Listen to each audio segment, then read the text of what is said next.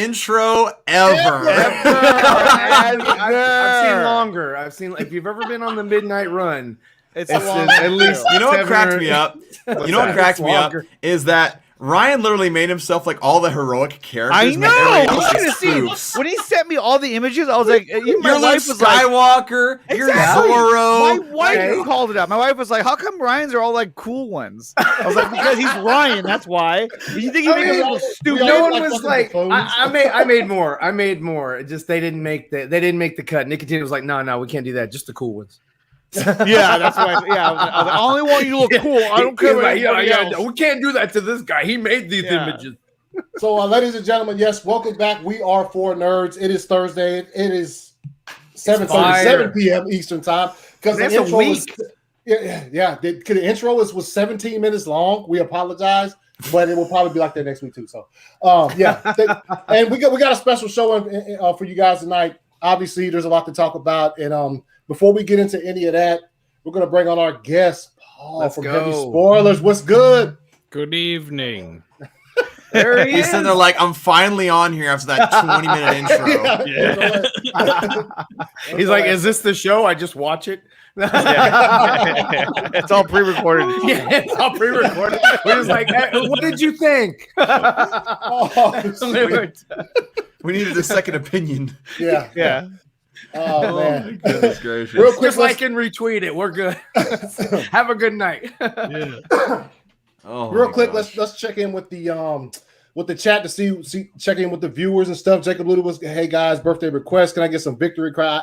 Yo, Dawson has that on his channel. I ain't got none of those. We don't. Yo, you're failing. Yo, come on. I'm supposed to. That I don't want to steal people's drops and stuff. Stepping with what's good? Happy birthday, Jacob. Yes, Happy birthday. Happy birthday, man. Happy birthday, Jacob. Glad you decided to spend a little bit of it with us. Steppen, can I be in mod? You want to be a mod? You got to talk to the rest of these guys, not me. I was trying to hate it. What? The haters bonus. Oh, okay. From the trailer. Hope Mr. Yeah. There are people out there that try to put spoilers in the chat. So so mods be on alert because there's going to be some trolls that will show up trying to spoil things for us and for all of us, really. So if we see them, let's do our best to kick them out or to put them in timeout. Caden was good. What's up, Caden? So Gavin, God damn it! Oh, he's gonna try to spoil me in line. That's right. Yeah.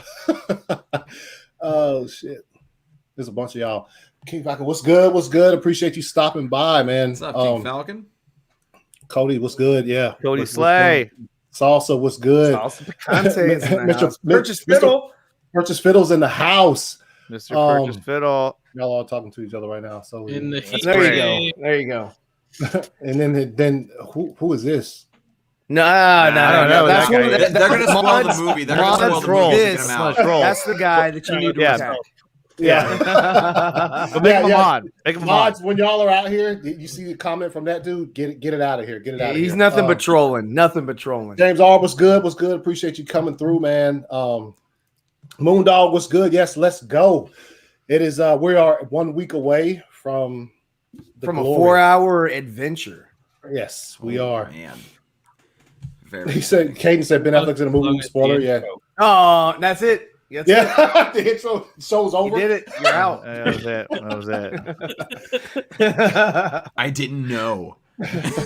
Gosh dang it. We did the same intro last week. No one said anything. What's good? Yeah. Well, I think we played it a little bit differently. I don't know. Did I play it wrong, or was that like? What? No, that was fine. No, you played it totally wrong. You did good. Just stick with the script. We're good. Okay. Yeah, you just stick with the script. Paul was good, man. Y'all don't get mistaken. It says Kevin Spoilers. I think he likes to use 2 names. So what's good with you, man? How you doing? Yeah, I'm good. Thanks for having me on. Yes, I'm glad we can finally lock it down. It's our. Yeah. Leon was good. Time zone thing's a bit weird. Yeah, it is. It's what time is it? Where you're at? What time is it? It's 20-1 in the morning. Okay. It's a shame that it isn't flat because that would have been great. We could all spend the time together at the same time. But I'm breaking my beauty sleep to come out tonight. Yeah. Well, you don't look sleepy. Thank you. Yeah, you look great. Yeah, you look wide awake. Yeah, we appreciate the sacrifice. You're beautiful. Really do. The beauty sleep you had last night really. General significance was good, guys. Kevin Smith is hosting the red. Yes, Kevin Smith is hosting the red carpet, man. Yeah, that is really, really cool. Yes. I wonder now, is he gonna cry? Probably. He cries at everything. He cries at everything. He's like Star Wars. he cries when the movie's buffering.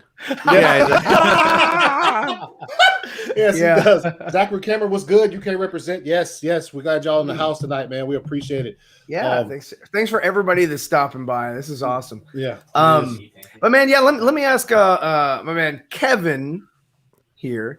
What got you into YouTube, I guess, to start? And like were you inspired by someone or like how did that evolve? So I started off as a website designer. I've always been into comics and reading them. And I actually started off the idea of I was gonna. You can't really see here, but I've got a massive wall of just old Batman graphic novels, and I was like, I'm gonna make my own website, read through all them, and rank them all, and then you'd have like a comprehensive ranking of the best Batman graphic novels. And then I started doing videos on them.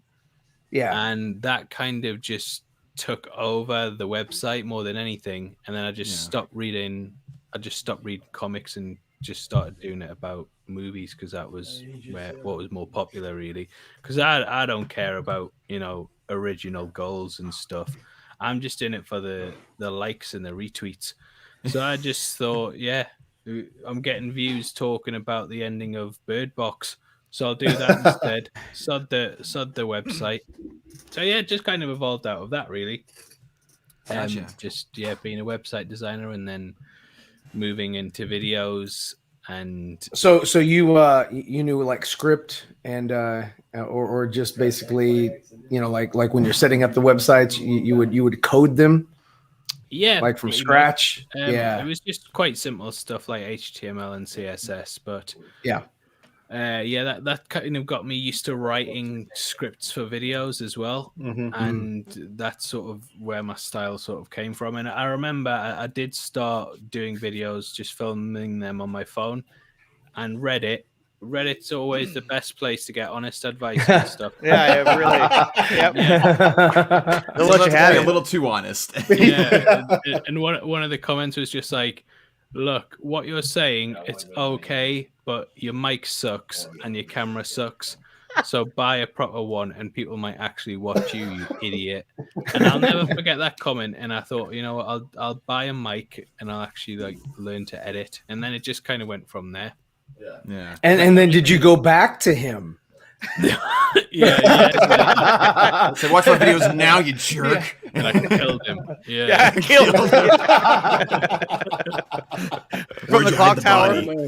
Yeah. He's like his biggest supporter. He listened to me. All right. But YouTube in general, well, just content creation in general, it's just trial and error and finding what works for you and what doesn't, because there's even stuff that you look at and think, oh, that looks really good, I could easily do that. The second you try and do it, it becomes you realize how difficult it actually is.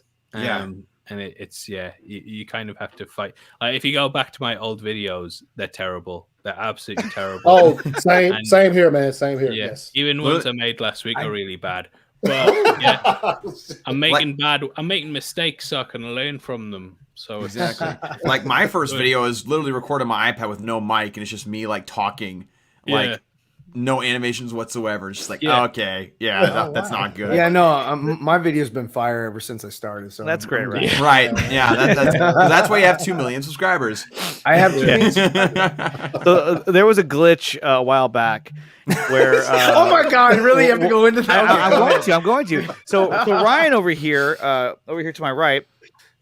He actually he went to go check his channel because he wanted to pull up a video or something, and there was a glitch on YouTube, and it read 2 million subscribers.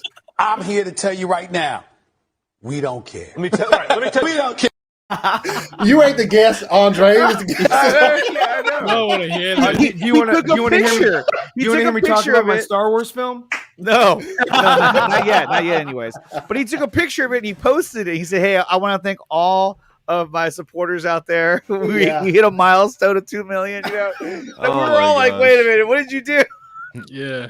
Oh my god. I guess it was just a glitch. Dude, you deserved it, man. You deserved it. I watched all of those. You got 1 million subscribers all in one night. It's the greatest boom in YouTube history.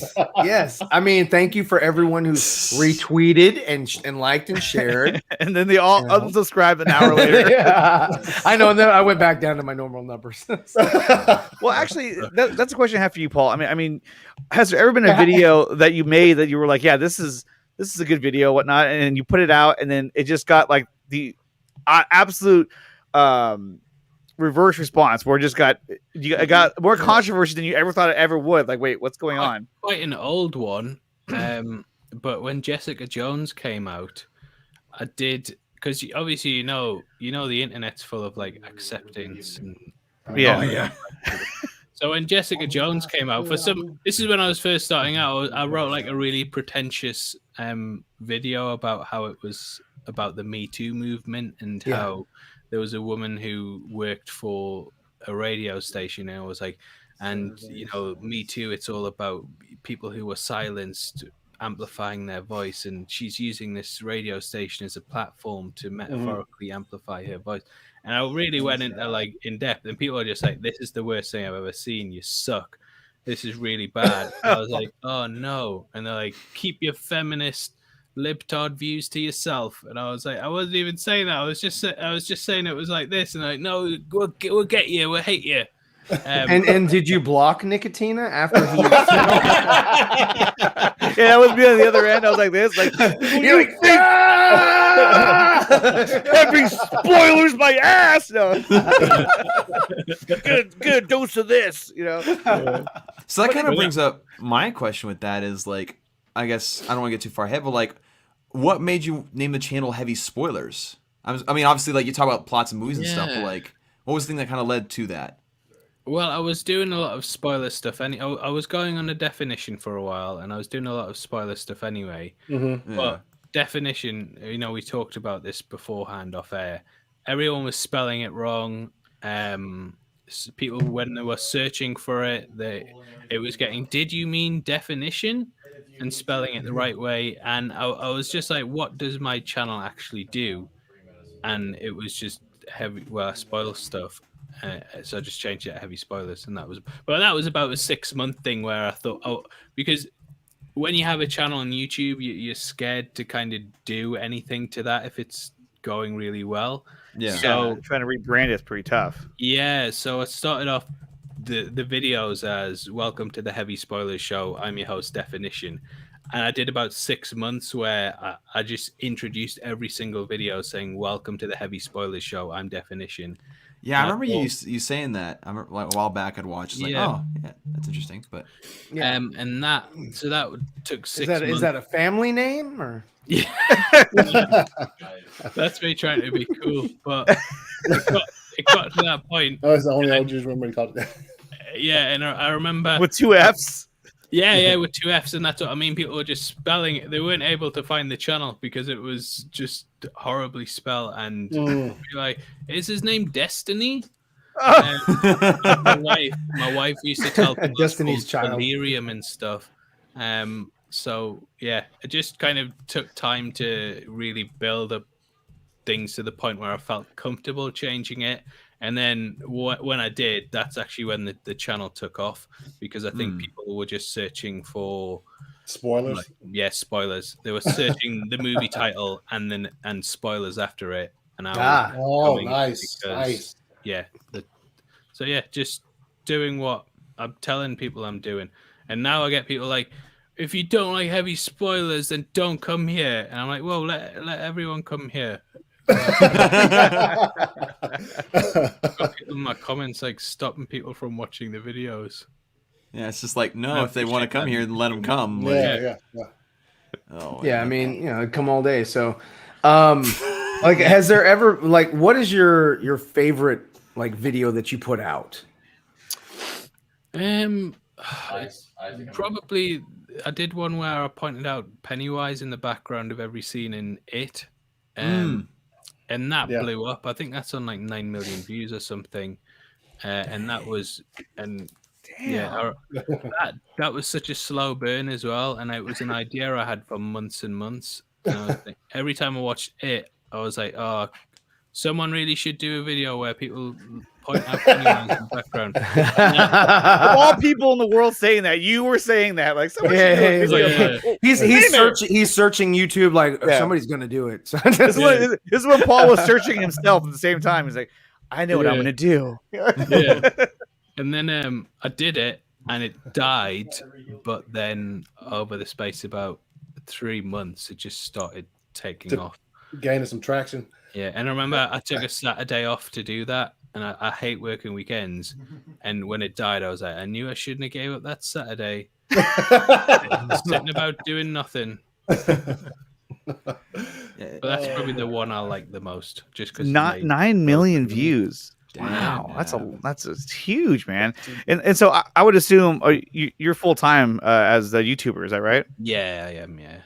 So how long have you been full time? Like, my whole life. I was born YouTubing. No, about I think going on a year now. Maybe a bit longer. I think it was about a year and a half. I think it was November 2019. Okay. Wow. And then we had 2020, which was a great year to be a movie YouTuber. oh yes.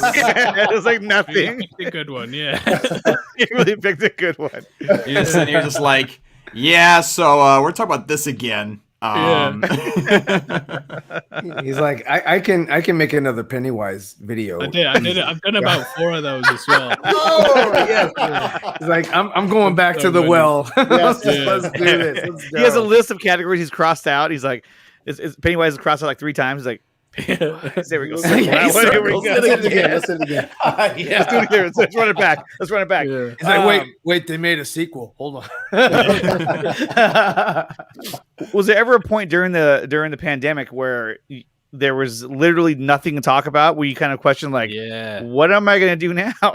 Yeah, and I remember having like really bad anxiety, like just probably a feeling in the pit of my stomach for about a week. When Tenet got pushed back for the 3rd time, Tenet, because at the start of the pandemic, I was thinking, as long as I can make it to Tenet, I'll be okay. Yeah, as long as I can make it. And it kept getting pushed farther and farther away from you. You're like, no. I took a walk near my house, and I just remember saying, like, I went out with my wife, and I was saying, honestly, if Tenet gets pushed back again, I don't know what the hell's going to happen. I think I'm going to have to go get a proper job again. And she's like, oh no. But oh no, that's not the response you want to hear. When you tell your wife to get a job. You know what? That's awesome though. If my wife told me that, like, oh no, you have to get a real job, I'd have been like, you know what? I'll make this work. Yeah, like, I got you, baby. I got you. Supportive, you know what I mean? She could have been like, yeah, that's why I told you last week. You're like, okay, but listen to me, okay? You need to start covering Mills and Boon's novels, Paul. I've got a lot of them. But yeah, you gotta get back to the Batman ranking. Yeah, exactly. I should have done that. But it was a really difficult year, as I'm sure everyone's in the same boat, though. Yeah. So people just had to kind of go back to older movies, which is basically what I did, and also like the little crumbs of news that popped up from time to time. Yeah, so you started spoiling old movies. Yeah. he's like, and by the way, Luke Skywalker is the son of Darth Vader. Like, what? No, he sucked. And then Nickatina is back at it again. He's like, you suck. I hate you. Are you stupid? Oh, there he is again. There's that guy. That's the only comment he puts up that you can leave alone. If he puts up anything else, out of here. But yes, we literally going back to older movies. Like I did one for Inception. Yes. But then there was people in the comments of that, like, hey, you put spoilers in the thumbnail. I'm like, mate, it's like 10 years. Yeah. You're like, come on. Like, where have you been? Yeah, and I remember I got, when you get into like a really petty argument in the comments, and you just thought, And he was like, "Well, I haven't seen it." And it's like, "Well, whose fault is that? 10 years to watch the movie." Yeah.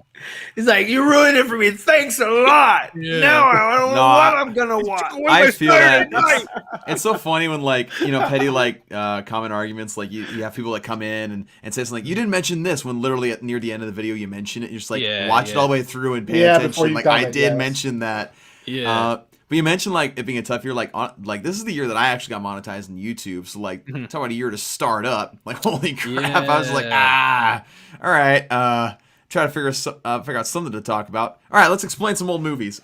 And everyone was in the same boat. Yeah. But I'm actually quite surprised at how many people got through it. To be honest. There's so many people. I just thought I think there's going to be a big drop off of YouTubers this year, but pretty much everyone managed to get through it. Yeah. So well done, guys. Yeah. And all YouTubers out there that made and it. girls, we're not sexist. We do Jessica Jones videos. From, That's coming up next week too. And everyone's gonna sit and listen, especially those people. That's my plan. Like, find out where all these people live and kidnap them and sit them down. Just be like, "You're gonna sit and listen to this Jessica Jones video essay that I've written." I spent a lot of time on this. I didn't walk my dog because I had to finish this. Oh my gosh. So recently we just got through a major show, and that was WandaVision. Now, a lot of us, including myself, thought that this show had the potential and to do something really big at the end of the show, and I was convinced it was going to happen. I mean, you can ask these guys. I was fully convinced that they were going to unleash. Like if he was X-Men a scooper, he would have universe. lost all credibility. Oh, I would have been right on too. So Andre, where was Professor X? He was not there. Where was Hugh Jackman Wolverine? I never said he was going to be there. I said, wouldn't that be cool if he was? I never said he was going there. Our conversations over the phone were different. That's over the phone. That's why. Over the phone, I can say anything. So, Paul, what was your take on WandaVision, and did you enjoy the show? Yeah, I did enjoy it. Yeah, I really did enjoy it. And I think a lot of people's issues are with the finale, namely the boner joke, which I do find quite funny. I know it's kind of it's completely shut the door on the X-Men coming across. Yes, it did, because it's like, if that actor is not, valid, then all of them are not valid in this universe. So it's like you can't pick. So, but it was kind of a good. I like trolling. I just like, you see me trolling, they hating. I do think it's quite funny. It's sort of like just to dump on the fans a bit once in a while, and just put out something really stupid that's going to annoy people. Well, what's funny is that it's the third time the MCU's done something like that. Like Iron Man 3, you had the Mandarin, where turned out to be nobody. Then you had, of course, the trailers for Far From Home, where literally they say, so there's a multiverse in the trailer, and everybody's like, "Oh my gosh!" and freaking out. And then you have this with WandaVision, where again, spoilers for the finale of WandaVision. You haven't seen it. Pietro wasn't Pietro. He was Ralph. Pietro wasn't Pietro. Yeah. He was not Pietro. He was not the Pietro. But it's so funny. Is he about to serve pizza now? What I know. I was like, what? Fresh pepper. Luigi with the Pietro. We're gonna open our own restaurant called Pepe Le Pepper. But I just think it's interesting. It's like, fool me once, shame on you. Fool me twice, shame on me. Then fool me 3 times, then gosh dang it. It's just plain bad. I think going forward, everyone's just going to be expecting to be like Falcon and the Winter Soldier now. I think everyone's going to really dial back their fan theories and just I think it's just going to be like one of those popcorn kind of things, like just action, not really not going deep or anything like that. So I'm excited. They had a chance, though. I mean, they had a real chance to do something. Really, I thought just explosives. That they could have done something that would have rocked. They had explosions. Well, they did. But I'm saying like they could have done something that could have really made waves, especially through social media and the internet. And they chose just to kind of play it safe. And I mean, if there was no expectations of any kind of big reveal or any kind of huge story change, then I think the show just would have been pretty good. But that was a problem that I suffered from. Everything like the production side of it, such as the recapturing the look of the sitcoms, absolutely spot on. I thought they did right, really and that was the best part of it. Because it showed how creative and the attention to detail. It showed that. Yes, it was like thematically sort of boring, but what made it more interesting to watch the first 3 episodes was watching the production value of what they did. A lot of people dropped off like after the 3rd episode. They're like, this is just boring. I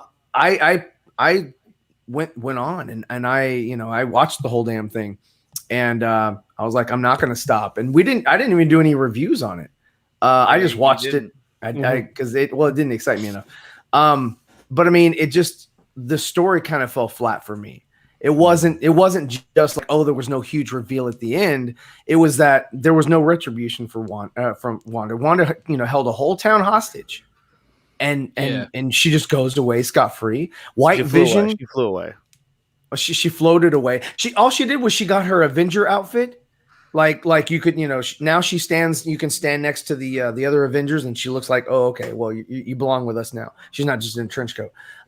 So she has an outfit now, and then White Vision flew off. Like the only thing cool about him was the exchange, the boat exchange. Like when they were talking about the wood and the boat, and I was what like, do you know about boats? That's interesting. Boats and hose. Boats and hose. Now, are you gonna? But y'all don't say that. Are you gonna invest or what? You can do it to Zeeverfett channel. Go to it. And shameless self plug. Get him out of here. Can't have that. Yep, there you go. Get him out. But I did think it was kind of interesting with like WandaVision because like you said, the first couple episodes are very intriguing and the production value was really good and very creative. But I will say I found it quite humorous. Yesterday I saw an article where Elizabeth Olsen was talking about how at first she thought that the Pietro in there was going to bring in the X-Men from the Fox universe. And she also is on record, and I know she has to say this because of her job and everything, but she said that the idea of changing it to just Ralph Bohner was clever.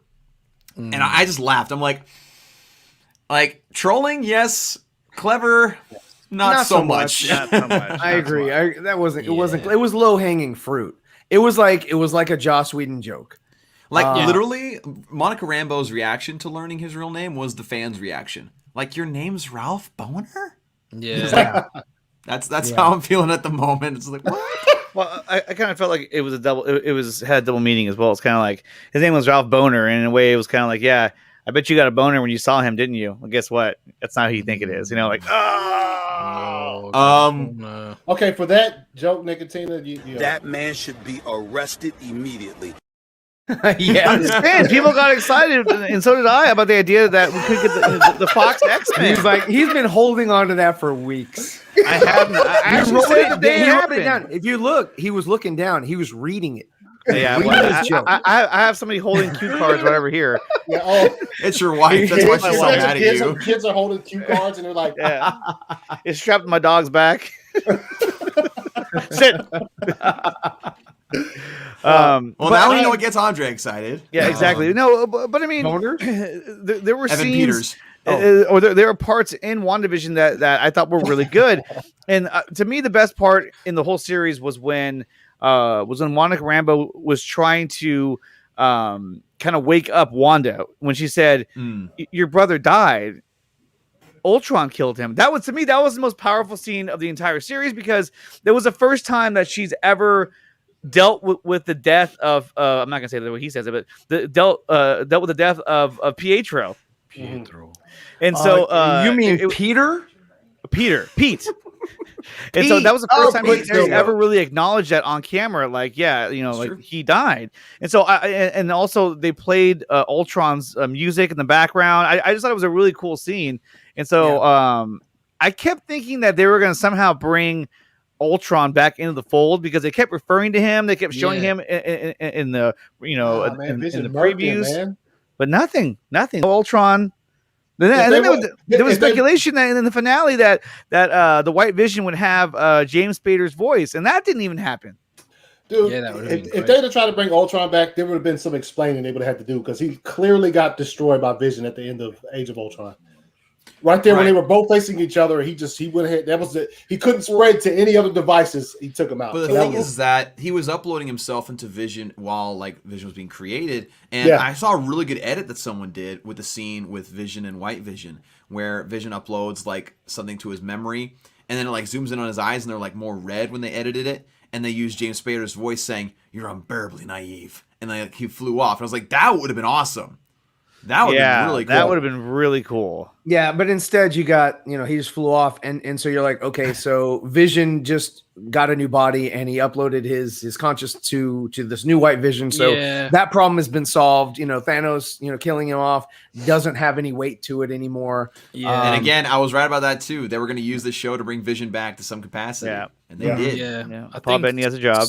Yeah, I think sadly a lot of the big consequences of Infinity War are kind of brushed clean now. And even Gamora is back as well. Definitely. I mean, they did it to themselves earlier, like when Infinity War was already released. They announced, and everybody vanished or ghosted or whatever the crap you want to call it.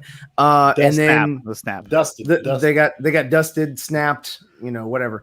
And then they announced Black Panther and Spider-Man, movies like right after that, and it's like, wait, they died, so okay, there's really no weight, They didn't allow the audience to sort of process like, are they really not going to continue these characters, or what's going to happen? Oh wait, they have a movie coming out later on. Okay, so we know Spider-Man lives, so that's good. I mean, I think we all kind of assume that in some way or fashion, a lot of them, if not all of them, were going to come back. That's too many characters to wipe out and to say, that's it, we're done with them. So I do think if they would have waited on that, it would have set in more like, are we ever going to see them again? That kind of speculation could have really built up. Yeah. Well, it was sort of like Superman in Justice League. I remember when that was getting promoted, everyone knew Superman wasn't going to be dead. And they still didn't ever use stuff, and you were just like, he's coming back. And you do kind of lose that. And Infinity War is one of my favorite comic book movies. But knowing now that a lot of the consequences from it that they've just been sort of reset, kind of sucks. Because I was really hoping that this would be the farewell to Vision, that he would finally, Wanda would accept. She would have to let him go, kind of like the Wonder Woman movie. Where she had to let him go. One of the few things that was fire about the movie. One of the few things, and and they even screwed that one up in Wonder Woman. We've all talked extensively about it. It should have not been a quantum leap type experience for Chris Pine's character Steve Trevor. It should have been like, back in Wonder Woman 1, when he was in the plane, that light that comes across the screen, blinding light, should have been when she sort of plucked him out. So he didn't actually die. But then, so in Wonder Woman 84, she had to put him back into the plane, was it recant my wish or whatever? I recant my wish. And send him back and force him to live through the death, or whatever. Again, and he has to accept that as well. Live through the death. Sucker. How does one live through the death? So you live until you're dead. He's like, you're going to recant your wish through. Put me in a plane and I'm going to get incinerated. All right, tight. I loved you. It's like, oh, that's bye, Felicia. Yeah, bye, Felicia. Exactly. And that would have been cool. And so I definitely thought that at the end of WandaVision, they were going to say goodbye to Vision and that he was not going to be able to exist outside of the Hex. And so that would have been her sacrifice, is that in order for her to do the right thing, she had to let him go. And so I thought that would be like the big tearjerker at the end, like, I have to say goodbye to you. Or she could have controlled the Hex to only exist around that house, so that her kids and Vision could only, they could only be in that sort of terrarium Magic Terrarium or whatever. But then if they did that, Sword and everyone else, they wouldn't have let them no alone. One's gonna bother they would have been her outside with ever. tanks and guns. No, like, that's not how, we want you don't know how out. the Marvel Universe works. No one will bother her. Marvel Universe, they just go, okay, you're good. Yeah, Right, where were the Avengers? Where were the Avengers? They didn't come over and stop us. So Paul, I do have a question for you. So again, we were all theorizing about the whole multiverse aspect of WandaVision, right? And how that was going to carry over into Doctor Strange Multiverse of Madness. To you, do you feel like there's anything that will carry over from this to Multiverse of Madness? Or I think the kids are probably coming back. But I don't know at the end. Yeah. I don't know how they're going to insert them because I still, as much as Marvel are saying that everything is kind of as important as the films, I sort of think that the shows they're going to be very much back to the status quo at the end of things. And I think the kids are going to be difficult to introduce without seeing this show, unless they have some like I think they'll do it with Doctor Strange just saying to Wanda, we found you in this cabin and you've been dabbling in magic and bringing kids to life and brought Vision back to life. And I think that'll just be the line that's used.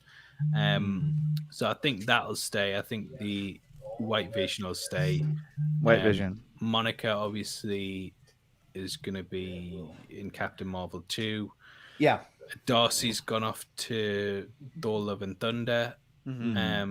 So I think there will be sort of things. Oh, Jimmy Woo's going to Ant-Man 3 as well, I think. There will be things, but I don't think there'll be any of the crucial things, if that makes sense. There'll be like small connected things that give it that connective feel that people just be like, oh, I remember them from this. Like, because the MCU is very popular for that, What did you think about Agnes?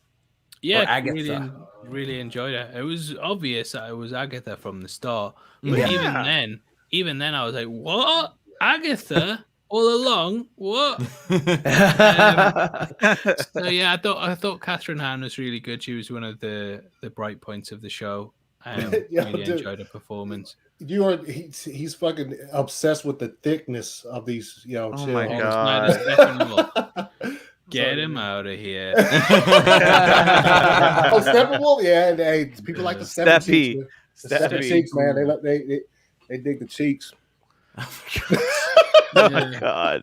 Paul's like, well, I gotta get out of here, guys. This has been fun. I'm gonna go out. Although I hear my I thought Catherine Hahn's performance was really good. I thought all the performances were really, really good. I did acting wise. But I did kind of think that when she finally revealed herself as Agatha Harkness, for one, we kind of already knew that she was who she we already knew who she was, and so it was kind of like, wait, that's the reveal? No, but I mean, it was cool to finally know that. But I kind of felt like her performance once she revealed herself became sort of like really Disney kind of like witch, like Disney villain. Yeah. I was just kind of like, okay, Snow White, kind of over the the evil queen or whatever. Yeah. I thought like her makeup and her costume was like really sort of like enchanted, like that sort of. It did. It did. Yes, I feel you on that. It did. Yeah.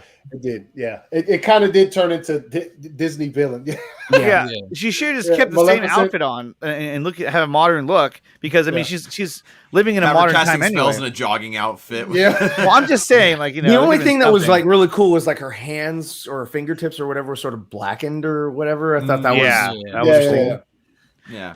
And I like the crown too. That when Wanda started wearing the Scarlet Witch, the crown. But at first, it wasn't a physical item. It was just that's what I like. Kind of energy. I like it was like a rune formed crown. Yeah, and that was awesome. What I didn't like was that it was in the costume thing, the Halloween thing. I was like, how do you know that? Where is that coming from? Didn't like that. I was like, but I did like the way it looked in the final. Although, didn't she say that the outfit was based off of some like folklore from her, Sokovia, something like that. So like obviously there's something along those lines in her culture. So maybe that could lead to some other exploration of like what the Scarlet Witch actually means. I don't know about Scarlet Witch being Sokovian though. I mean, because what Agatha wasn't Sokovia, and she's a witch and all that. I mean, I don't think that they all came from that location. I think she was from Salem. Well, she wasn't a Scarlet Witch though. But like what I'm saying is that the look is inspired by something in Sokovian culture, right? So maybe the Scarlet Witch has origins in the Sokovian culture that we don't know about. I don't know. I mean, yeah, that is doing a little bit of mental gymnastics, which it could be. You could be absolutely correct. It's called theorizing. You were right on. You were absolutely right on the boner.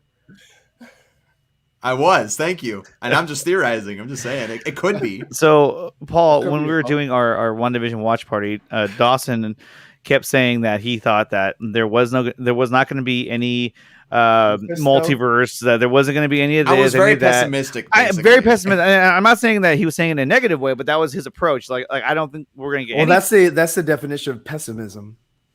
Yes, and so I was convinced that he was going to be wrong, and he was right. Yeah.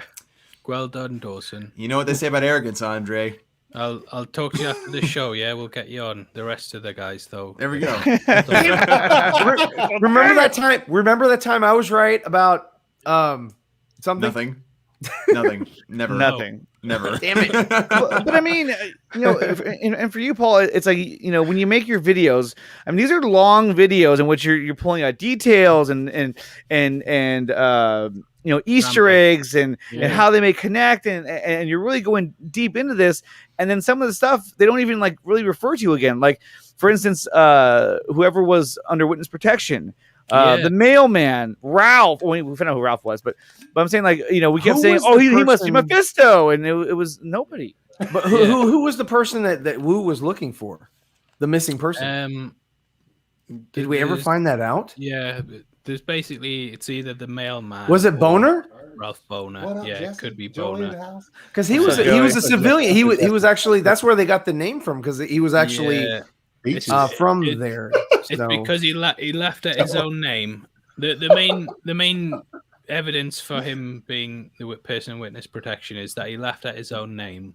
He had a picture of himself with his name written on it, which I don't know. Do people have that in their house? Like a picture of himself with their name on Unless it's like job identification. Like that does seem like something that would be good to someone in witness protection. Like, this is your name, this is your profile, learn it well. And the other one is that because everyone was looking for him and that was such a big plot point. And then when Evan Peters showed up, all the attention switched back to Wanda. And that might be because Jimmy Woo and Hayward, they saw that he was in the show because he showed up at the door. So they're like, all right, well, we know where the missing person is now, so we'll stop looking for him. So that's kind of the train of thought on that. But yeah, you don't know. I don't think they'll have an answer. It'll be one of those things that comes up in an interview at some point, but even the answer for that will be like, well, you can make your own decision on that one. Because they seem to do a lot of interviews after the show ends to answer questions. Yeah, but a lot of it's like kind of no answer. Yeah, like, do what? Like, people are saying, what happened to White Vision? They were just like, hey, that's not what. Stay tuned. What we care about. Yeah. That's not what we care about. That's not what we care about. Like, tune into the next episode of the MCU. Yeah, because I thought for sure that once he downloaded his consciousness or he uploaded it, he kind of reinstalled it, I guess you could say. I thought he'd be like, where's Wanda? I have to find Wanda. Instead, he's like, okay, tight. Oh shit! He just finds a way. Like, I was like, okay. So all of a sudden, the John Williams Superman theme song plays. And maybe he thought, okay, I'm trouble. Where I'm trouble to in Wanda's life. Or, I'm not good for everybody. I'm gonna go take off now. I don't know what he thought, but he bolted immediately. Yeah, and I thought he was I'm gonna off stick to around. the next movie. Yeah, I gotta be on set. I gotta go. So that was pretty cool. So WandaVision is what it is. I mean, look, for the most part, it had the internet really going for quite a while. I mean, that was everyone the main was thing talking was successful about with is, again, theories were being posted every single day. Like, people were streaming about it. So, like, as far as achieving buzz, it accomplished that. Oh, so, I mean, that's obviously what we want to do. I think just the biggest thing is that, like, capitalizing on that was kind of the thing where it kind of fell short a little bit. And speaking of falling short, Nickatina. Well, yeah, that too. But no, Paul, you recently talked about another movie that fell very short of expectations when you talked about why Justice League from 2017 sucks.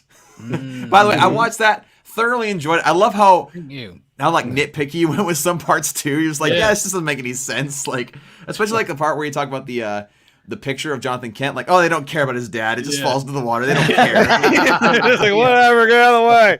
He's like, if you build it, they won't care. They won't care. But essentially, like, I mean, we can kind of figure why you decided to make that video, but kind of take us through your thought process of like approaching that video and making it. I never thought about that too. Oh yeah, so It falls in the water. They're just like, whatever. Like, Grab the Oh, picture. What? maybe Grab we the should keep it. picture before it sinks. Yeah, I mean that could have brought him back to like the good side, you know, when he's outside. Like, what's that fighting trash? everyone. Yeah, Yeah, they could have been like, here, you know this guy, right? You know this, yeah, you know this guy. Like, I have no idea. Here, you know. Oh, So I thought I'd do one before. Basically, the Snyder cut is gonna remove this movie from canon, I think. So I thought that I'd do one last look over it and just see, and then rewatching it, I was like, wow, because I thought it was okay. I thought it was okay, and when it first came out, I thought, oh, this is like a little Saturday morning cartoon. You know, it's not Infinity War, which came out a couple of months before, so obviously it was going to get compared to that. I was like, it's not that, but it's not terrible. It was mainly the CGI mustache and things like that really ruined it. But when you look at it, right off rip. The plot is really bad as well. Oh, really bad. So many mistakes. Like the bomber putting a timer on his bomb. Yeah. Like it oh yeah.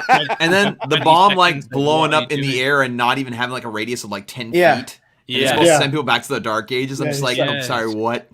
Yeah, I remember that in your video you talked about that. You were like, if he was gonna blow everybody up, why would there be a timer? Yeah. Like, why would he count down? Like, okay, here we go. I know. Yeah. Let me call my mom. I know. Yeah. Hey, everyone stare at me real quick. Stare at me. You know? Yeah, it just made no sense. And you started to see lots of bits in that in the film when you watch it. That there was some other like these are probably going to be in the Snyder cut as well. But just like Steppenwolf being able to teleport in and out of places. So at the Amazonian fortress thing where the mother box is held, when she runs through that passageway and all the people are like killing themselves to hold up the pillar for 5 seconds, he could have just teleported out of there straight away and teleported outside if he wanted to. I think they'll probably address that, of course, because like you have 4 hours, so like you have plenty of time to like explain small things like that. Right. It's gonna take 4 hours for them to explain how he got out. Well, no, like you can take some time out of the 4 hours, of course. It's like Darkseid. How did he do it? It's 4 hours of that horseback ride at the start of the movie. Yeah. In the snow, you're like, well, I have his beard. Yeah. You're like, I didn't know this scene was so long. Okay. Did he say no? Yeah, he said no. He said no. The guy sucks. But yeah, you just start noticing things in the movie, like the beard thing was the first thing I noticed, where he was clean shaven on the rooftop, and then the next scene he's got a full beard. Yeah, that whole rooftop scene we've discussed that in full here on the show, where he takes off with a parademon off the roof, then lands back on the same roof after flying around the Gotham skyline. And then like you mentioned this, hops over with like he just hops over. He's like. We did the same time. Everybody does. Let's do it in unison. But you also mentioned the whole exploding parademon and the 3 boxes or squares it's just like why? Like, how on the nose could you be? Like I said, it would have been funny, like if Batman had got like another parody. I'm gonna try this shit again. It's like, damn it, let me try it again. Let me get another one. Come here, you. Oh, damn! All over Gotham, you see three boxes. Well, Paul had a good analogy. Guts are dripping. Batman's been here. What were you saying about every single one? You're like, you look in the 3 boxes. You're like, so that's like. He says Alfred's name in front of a criminal. He Are you seeing this, Alfred? Are you seeing this, Alfred? Alfred Pennyworth. He leaves the criminal on the roof. Like, he pulls a Batwoman from the CW. He pulls a Batwoman. Yeah. And then Alfred, yes, Master Wayne, I see. Yeah. Alfred from Wayne Manor Batcave. Do you hear me? But yeah, he leaves the robber on the roof, tied up, whatever. And not only that, but he didn't lock the window. He left all the loot in the bag right there. So as soon as he got out of that, he's like, okay, tight. I'm out of here. Yeah. Why is he shimmy? With like a sack of goods, Because he's still wrapped up, dude. He gets the bag. But what's stupid too is that when the guy comes out, he has the sack like he's Santa Claus. He's just like, it's because of Superman, right? Kind of like, what is this, guys? That alien Kryptonian guy, he's gone, right? That's the reason. It's because he's gone. Right? He died in the last movie, right? Superman. Remember the pebbles that were floating above his casket? Maybe that's an actor. Yeah, Jason Todd's origin story in the DCEU. Jason Todd, you know how they always get like a 30-year-old to play Robin? Oh yeah. Oh my That gosh. was Jason Todd. That was his cameo. Oh my gosh. And then even when he jumps off the rooftop, he's like, Yeah. he nosedives off the rooftop. You're just like, all right. And the next thing you hear is fucking everybody knows. Oh, I know. And we're kicking fruit baskets in Zack Snyder slow motion to try to replicate his style. It's like you have scenes in movies with Zack Snyder where like someone's stabbing somebody with a spear in slow motion, or like a cannon shell is falling to the ground in slow motion. They try to replicate that with a basket of fruit. Yeah, it's not good, is it? I mean, that's a lot of wasted sent to fruit. jail as well for kicking that over. Yeah, he went to jail. They show up and arrested him. Yeah. Take him away, boys. Like, I am visibly angry at this basket of fruit. Yeah. And then Robin Williams comes out. It was a run by fruiting. Yeah. It was a drive-by fruiting. I tried. Yeah, that was a good one. I tried it. I tried. Oh man. Goodness the voice of gracious. today. Oh, you talking about everybody knows? No, I don't, Joy. Chill. Homie. But I mean, even scenes like that where the Parademon blows up and it leaves the three boxes. So when they wrote that, they were like, so what's going to happen is he's going to have them on a net, and then he's going to blow up, and it's going to leave 3 mother boxes on the wall. And Ben Affleck's just sitting there like, and you're that would be the right? clue that he'll have to figure out. Yeah, and they actually said, I like it. Let's do it. Okay, yeah. And then, Paul, you pointed out the childlike painting on the wall when he visits Aquaman. Like, it's Aquaman holding up some fish, and then, like, the freaking box is like, why? Like, and Bruce is like, that's you, right? You're not doing a good job of hiding yourself. I can see the doing. Yeah. That's you. They even got the highlights on your hair down. I can see that How picture. you talk to fish? yeah. Oh my gosh, so bad. But like you said, this movie is going to erase, or Zack Snyder's Justice League is going to erase Justice League from fans' memory in canon anyway. I mean, Zack is talking about how Warner Brothers views Justice League as canon for themselves, but like for the fans, Zack Snyder's Justice League is going to be canon because it matches up with Man of Steel and BVS. Kiersey Clemens has just been announced as being returning to the Flash movie. Yes, so she's coming from that into the Flash. We just need Ray Fisher back in there, and it'll be a complete Flash movie. Yeah, there you go. Kevin spoilers. You have a fan right here. She said you. Oh, thank you. You're spicy. All right, spicy. It was a spicy quesadilla. Kal-El, no. Sick his wife on him, like, hey, this person's talking to me. He's like, hey, you hear what she said about me? My wife's sitting in the other room on her phone, just writing that out. So I look cool. Nice. I would say, talking about that, Kiersey Clemens being, moving her forward as Iris West, I would say that the Muschiettis probably have seen Zack Snyder's Justice League and were probably like, let's do this. So I would say that they probably saw it, and even if her part is very, very small, they probably still said, okay, there's a chemistry here between Kiersey and Ezra Miller. Yes. Yeah. So I would say that would be the main reason, because there's a lot of people who are up there who are probably seeing it now for the first time, because the Muschiettis they probably didn't come into this deal seeing that movie, because it wasn't even done, it wasn't even announced yet when they were announced as directors. So I'm sure that they saw it and they said, okay, that would be fire. So, and they're not the only ones who have seen it recently. Like, there's been tweets going around today. I remember one very vividly saying this movie, or I guess Warner Brothers is going to look very bad. Or like what's the term they use? They said that Warner Bros. Will never recover from this. Yeah, because how bad they'll look with it. Mm-hmm. Yeah, I mean, because like that, and also they said that Toby and Tobey Maguire. No. Oh, Spider-Man 3. Let's talk about that. No. Toby Emmerich and Walter Hamada. They won't recover from this. They have some explaining to do to their shareholders because of Lucy. And seeing people say that, like, it's of course very nice for Snyder Cut fans to see, like, okay, yeah, like this is what we expected. We knew this movie had a lot more to it than what we saw in 2017. Sure. We knew it had a lot more depth, and we know that Zack had a lot more great things planned. Yeah. I mean, obviously, you as well, Paul. You're also another person who's very, very excited for this movie. I guess just a simple question for you: what's one thing you hope to see in this movie that you didn't see in Justice League? I'm really interested in the I'm really interested in the Nightmare timeline, to be honest. And I have, that when the leaks came out of those certain scenes, I'm sorry I couldn't stop myself.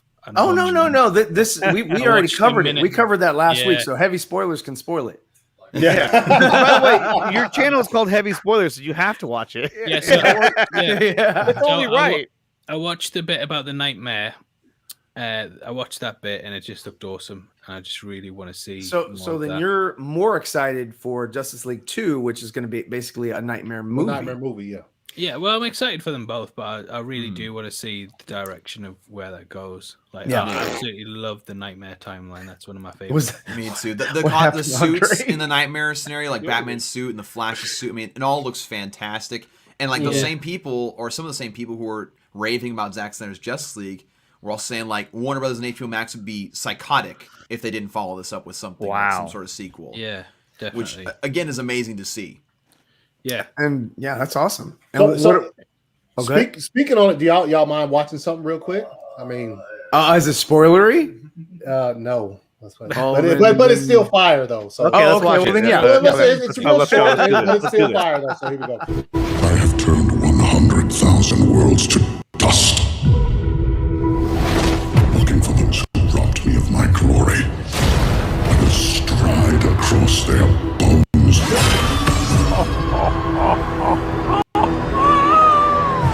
And all of existence shall be mine.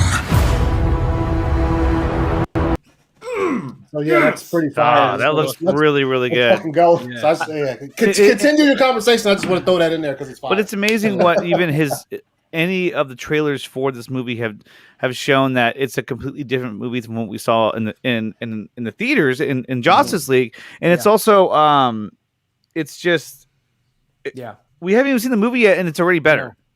Yeah. Seriously, and what I keep saying is that, in my opinion, the best teasers for the movie have been the villain-centric ones. Yeah, I mean, the hero one's been great, but the villain ones are very intriguing, which bodes very well because we all know a movie's only as good as its villain. Yeah. No, yes, I thoroughly enjoyed the villain. Oh, dude, it's so... I can't handle it, man. Yeah. Hopefully I'm still alive to see it. You're gonna die of a heart Say attack. that. No more, Zach. No more. I'm not leaving my house. I'm going to protect myself. But Paul, which teaser has been your favorite so far? The Darkseid one, by far, because that's obviously got quite a big focus on the future, and that is just stuff we've never seen before at all. Yeah, whereas a lot of this other stuff you can kind of see where it was in the theatrical release at points, whereas that one you've just shown, it's pretty much all footage that we haven't seen even something close to in the theatrical release. So which Darkseid one? The one that came out, that one we just watched, or the one that starts off? Just the one we watched, yeah. Okay, I got you. Yeah, you just played his favorite clip. Yeah. Good job, Anthony. Nice. Fire, yes. Good job. That's almost, dude. That's how we do. That's how we do. As well, yeah. Yeah, we read minds here, but here we go. What one's your favorite? The one. Hold on. Oh, so this is this Andre just This shared is this. also my favorite one. Yeah, no, this is really good. Divided, too separate to be one. No protectors here. This world will fall, like all the others. For Darkseid. turned 100,000 worlds to dust. And when this world is scorched, all of existence shall be mine.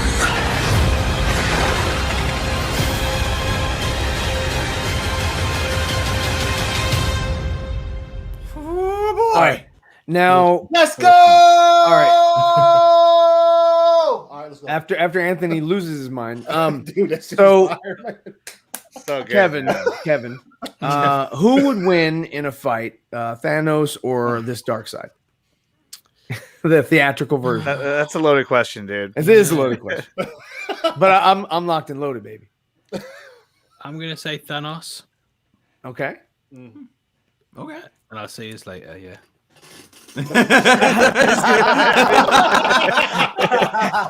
His stream cuts out. Hey, he's gone. Yeah. I don't know how much we're gonna get of him, Darkseid, in this film. To be honest, I think it'll be small. Yeah. Whereas Thanos in Infinity War, I know we keep talking about this film, but I thought they did a really, really good job of making him one of the most developed villains in a film before, and you can kind of see his motivation and his human side and having to sacrifice his daughter to get what he wants. So probably that, but I don't know yet. That's true. We have to see it. Yeah, it might come on next Friday. I might be like, fuck Thanos. also, like even from what we've seen thus far before the movie, this is a 1,000% more Darkseid than I thought we'd get anyway. Yeah. Like as soon as they started dropping, we get a little in history, a little in the beginning, of him talking to Darkseid, and then at the end, the death of Steppenwolf, and then that's it. I thought it was going to be very minimal. Yeah. But once all the shirts started coming, I was like, wait, that's a lot of shirts to dedicate to Darkseid when he's maybe not in the movie. Yeah, but then from what we've seen, all of these, dude, there's a lot of Darkseid. So I think it's going to be small, like a sample size, but it's going to be a lot more than we thought. Because I'm like, I didn't even think we could ever see him say all of existence shall be mine. Like I didn't think he was going to say that shit in the movie, right? But obviously we're getting that. So I think the majority of what we'll see him, like kind of like what you guys said at the end, like tease for like future projects and stuff. Yeah. But mostly like in the nightmare, or not the nightmare, the history lesson, which I think will be probably close to like 25 minutes, 20 minutes maybe. Yeah, it looks like they really get like a big 20. I'm thinking 23. Oh, come on. Yeah, probably. Okay. I mean. 23 exactly, yeah. Right on the dot. Yeah, right. He's gonna be timing as soon as 23 hits it, just like chapter 2. He's like, yes, got it. I got it. I'm gonna run back. Kevin, I called it. Let me on your show. He's like, you've made it. Come on, let's do that. Why'd you say it like that? Come on then. Yeah, but even watching that bit there, like Antiope. Is it I always get her name wrong. Antiope. Yeah. She was in that, and she wasn't in the theatrical release. No. Right. So I'm guessing Ares is going to be in it. Zeus is obviously in it a lot more. So we're actually going to get those. I love how people are like, when they look at Zeus, they're like, "Yo, is that Hercules?" Like what? Well, here's a question: Have Turbo? Kevin Sorbo, yeah, exactly. So, like, where's Xena? When it comes to watching this movie, obviously, look, we know we can all expect that you're gonna have a fire video for this movie, and I don't know about one, probably 2 or 3 releases. Yeah, 2 minutes after release, exactly. So, my thing is this: is that how long would a video for a 4-hour movie? How long is that video going to be? I mean, how much work goes into making these videos? Because some of them are very intricate. I mean, they're almost on the same level, I would say, as like new rock stars, where it's just like you're pointing out stuff that like I didn't even notice. I was like, oh my God. Because we know that Andre doesn't put enough time into his videos, so we really want to know. I just slap them together. He's like taking notes. He's like, and then, Perfect example of Andre's video. Hey, welcome to the Nickatina Show. All right, peace out. See you later. That's Andre's show in a nutshell for you guys. That's it, man. That's it. I mean, I don't know if it's starting or if it's over because it's. I come out with the same knowledge. Yeah. But go ahead. So what my plan is I'm going to do an ending explained on the film on Thursday, and then Falcon and the Winter Soldier I'll do on Friday, and then I'll probably do an in-depth breakdown on Justice League later in the week when it's not so time sensitive. But yeah, so much work goes into them. It's ridiculous. I know I've been asked on this show a lot. I've had to turn it down, and that's purely because when WandaVision was on, the amount of preparation beforehand that I had to put into things was like, what I tend to do is write more than I need to before the episode starts. Oh wow! So if I have lots of fan theories, I'll just write as much as I can. Like the Agatha Harkness, I had a big essay about all her callbacks in the comics and stuff that had appeared through the series, and then what I tend to do is delete down from there. So I'll start with about 6,000 words, and then kind of as I watch the episode, take stuff out, add stuff in. So that really helps. But sometimes you just realize you've wasted your time completely because you've got everything wrong. Like the episode 4, I thought was going to be the 80s episode instead of the Monica episode. And I just had so much stuff in that where I was talking about the 80s, and it was just a waste of time. Yeah, but you're just like, damn it. And then people comment after it's out, just like, you were wrong. You know? You said 80s. What happened to that? Like, yeah. And you just got to comment back like, I'm very much looking forward to your predictive video. Yeah, exactly. But even Justice League, I mean, you could probably look at the theatrical cut, see which Easter eggs are in that, and then look at the trailers, and there's probably some in there that you can see as well. Like trailers are always a good place to start of sourcing Easter eggs, because once you get those ones down, you can kind of branch off into the other things. Like knowing WandaVision was going to be centered on sitcoms was a massive help, and knowing that every week was going to be a different decade, it was like, well, this episode's the 90s, so I better look up loads of 90s sitcoms. And it's just, it's more about preparation and planning and getting stuff right and being lucky, so that the videos can be made smoothly instead of having to start again. So it's a lot of preparation beforehand. And so you see, Andre, you write a script, then you put an intro, then you have, your dialogue, and then you have an outro, and then you have the tags. That's what you got to do all this stuff for YouTube. What I'm saying, and he's like, I get it. And then you play the intro, Anthony. He's like, I got it. It's like, no, I mean, I just clearly want to ask him because right, obviously spends a lot of time on these. Right. I'll just know how long an average video would take for him to put together, because they're really good. Normally. Yeah, it's 6 hours. But obviously, with the Snyder Cut being 4 hours long, it's going to be like 10 hours. That's going to be a lot of preparation and stuff. Which sucks that it's released so close to Falcon and Winter Soldier, because I have been trying to get early access to the Snyder Cut just so I can kind of prepare for it. But I don't think it's happening. Warner Brothers keep saying to me, "We'll get back to you." Don't ask Warner Brothers. They don't like it. Yeah, they don't like the Snyder Cut. They're like, we'll get back with you. Hold Godzilla vs. Kong. Godzilla. We got it. We got you a link to, so you're gonna sit down all prepared. Okay, we even got the Falcon and Winter Soldier early. If you want Tom and Jerry, not the Snyder. They're gonna say Tom and Jerry instead. There's a lot of Easter eggs in Tom and Jerry. Tom and Jerry. What the hell is this? So they're meant to be getting back. Sky, who are showing it in the UK, they rejected me. So Warner Brothers keeps saying we're going to circle back to you and let you know. So if I manage to get it early, that'll help. Definitely. Yeah. But it sucks that they're back to back, because I was weighing up for a while. Like Falcon and the Winter Soldier is going to be about half an hour long, and I can probably get a video out on that quite quickly. Whereas the Snyder Cut's going to be 4 hours long, and then it's going to be difficult. Personally, I'll probably I probably won't even touch Falcon and the Winter Soldier until after Godzilla versus Kong. So. Yeah. Well, if you ask me, I'm gonna have a watch party for. Yeah, I'm no sure. one you asked. did. Over Okay. Oh, he plugged himself. Yeah. He plugged himself. He did it again. Okay. Get him out. All right, good. We're good for like 5 minutes of non-Nickatina. All right, man. Oh my gosh. I was like, oh, really? You're not going to bring him back? I was like, I just okay, said that let's crazy go. Oh my goodness. Yeah, Now the blue hats are on one side. Yeah, 2 blue Yes. hats and then only 1 hat.